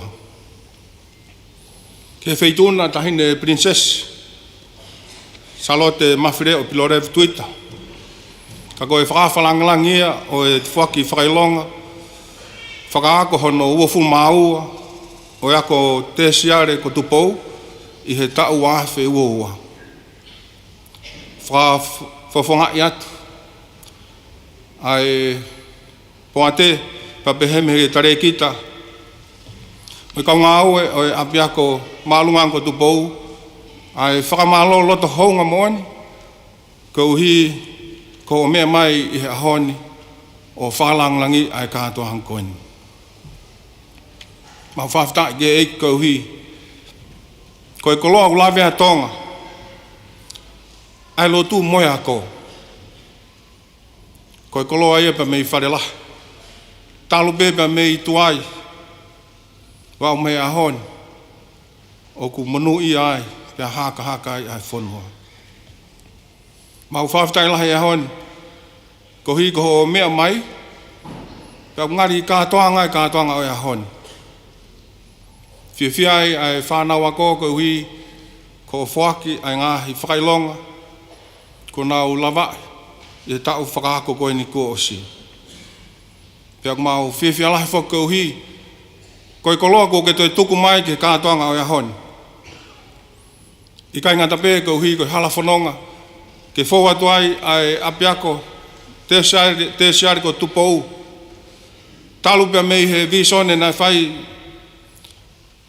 i he taha hiva valo. E ni awhio ko unga whanua. Ke tau whanonga atu pia mei he tūkonga o te siare instituti pe ko ako maalunga ange ke haka whaka university. Pako tuyu ku i heni pē se ampa pe he pia moe potungai ako pia moe whanonga anga mai ngahi pōkalama ku iai ai api ako te siari ko tupou ai tau mua ke ngā we ai tūtuni ai pataloni o api ako te siari ko tupou ke whakotū rewa ai kaweinga fish mua university ai siasu esi ana tau e daina tong. Pea kutu mau hoko e koe kolo ai ke ngā we i atu he ngahi tau o hanga mai mua. Fia fok ke whakatokanga ai koloa ko ke whakahoko ke whakafofonga honga fulu mātaha o eua. Whakahoki whare area koe ka hatohi tangi eni whakafofonga koe tohi fia ai nia ko hi ke tokoni mai ko hi koe langa whanua ku whai whakafou i ngahi tare niti ko mai o tua whakoloa ka tonga ke tokoni ki nau tolu e nau whei ngā hako o ku whai. Pau behe ai whakamalolahi ke wheituna tahine princess ai tofahala pia moe ngai whainga maarie ko ke tuku mai ko hi ko hoko atu ai whanonga o Iahoni. Pau hoko ia ko e matai koloa ke whanau ako ke nau whanonga atu moia i he nau ako pia pehe ke ngā aue i he kahau. Pia mau whatawang pe mo tua mafi ke i tāpua ki nai pehe pia mo whamanu ia e he otua ai wheituna mo whare pia pehe pa mai whare o tupou o lau i konga pia lau i tau tangata. O ko puki whoki pa mai whainga maari e koe ni ki ai e whamalo ki he sea o i kātoanga skeitari o i sea spesian tawa daina tonga pia mai siasi ko hi koe ngahi poupou me ngahi ta takwhatongia ko toa pe ko whai mai o tawa o sia ki he ahoni. Pia pehe whoki pa mai whatapui a ka nau tolu ko toa pe ko ma ko nau whai longa ako i he tauni. Kai whoi ngāle whamalolahi ka te mo tolu ngahi mātua pa pehe whoki ngahi tau whanau homo tauanga ko whai o tau mātai e ahoni ai fua lavele rei ai ako ai whanau. Ka pēr whoki pa moe whamalolahi ke whanau i ahoni. Ko hui ko mou whai whatongia o lava ai ai ahoni. Ka pauna ke lava mou whatongia e kai ke tau hene ahoni. Ka mau whamalolahi i hanga ko whai. Whatawanga pe moe o tua ke anai pia langalangi pia moe koloria. Pia ke o tua ai pia tonga o tua matonga ko hok tofi. Lewa e whaoa kau ta tawat.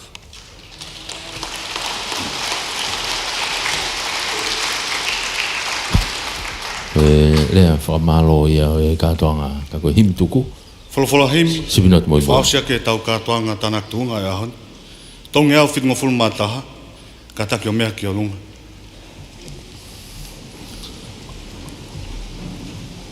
Oku iai ha toko taha. Ai o whawhau. Koe toka ainga ia. Ai o whawhau. Nā mohoku toko wā. Whātokanga ki a kita. Si au pito e ne o whā. Ai o whawhau.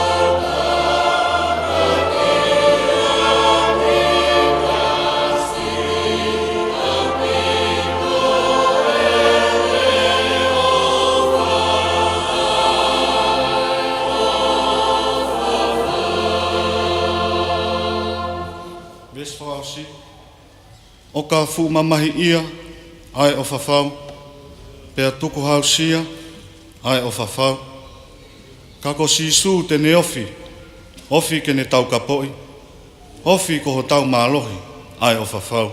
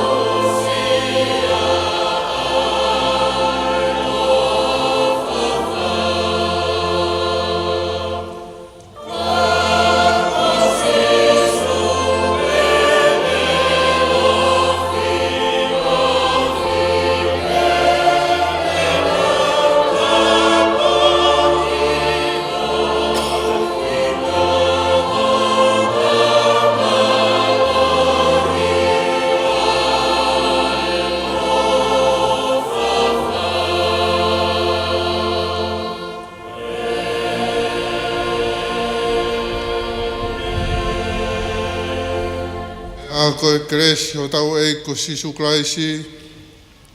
Ya moi o whae o tua koe tau tamai. Ya moi wheo heo lau maari e maa ni o ni. Kei a te tau tolu ia he whia whini. Ya whai mau ai pe o ta e ngata. Amen.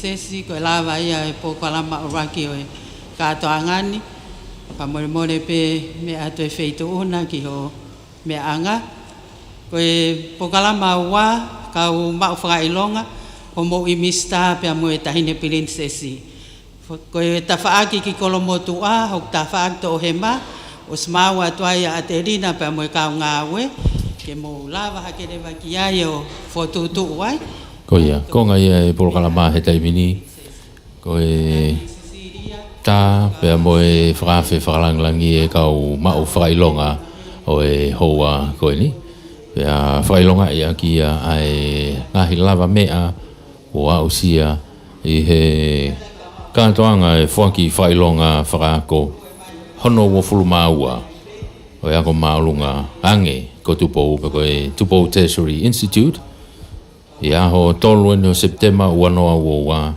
e falelo centuri saione o e falanglangi ko tahine princesi Charlotte Mafre o pilole tuita ko Patalonia o e yako pe foki e sea ko e skeltai la he sea si o siliana tau taina tonga fai fikau arifereti atiola pe a iheni foki pe mo e tare kita fai fikau to kita unga te akata mo kina tolu ko ia e toketa aisake ke mo e poate farei ai TTI pe mo e ako na tau kau frata ha toi mo kau mau frailonga ko ni to uange au hivango fuluma tolu e ahoni na lave foki na ofi he tolu nge au ka na ia e ni hina ka ke lava mai ko ia tau ali foi be uange au hiva tolu lava ka ka to ko ia i he ahoni failonga i make he na tau kau frata hai wato be fa malo make he be heni ko e whamalo ko ni i he ngahi tokoni mo e poupou malawa e tau whamafola ko ia o e aho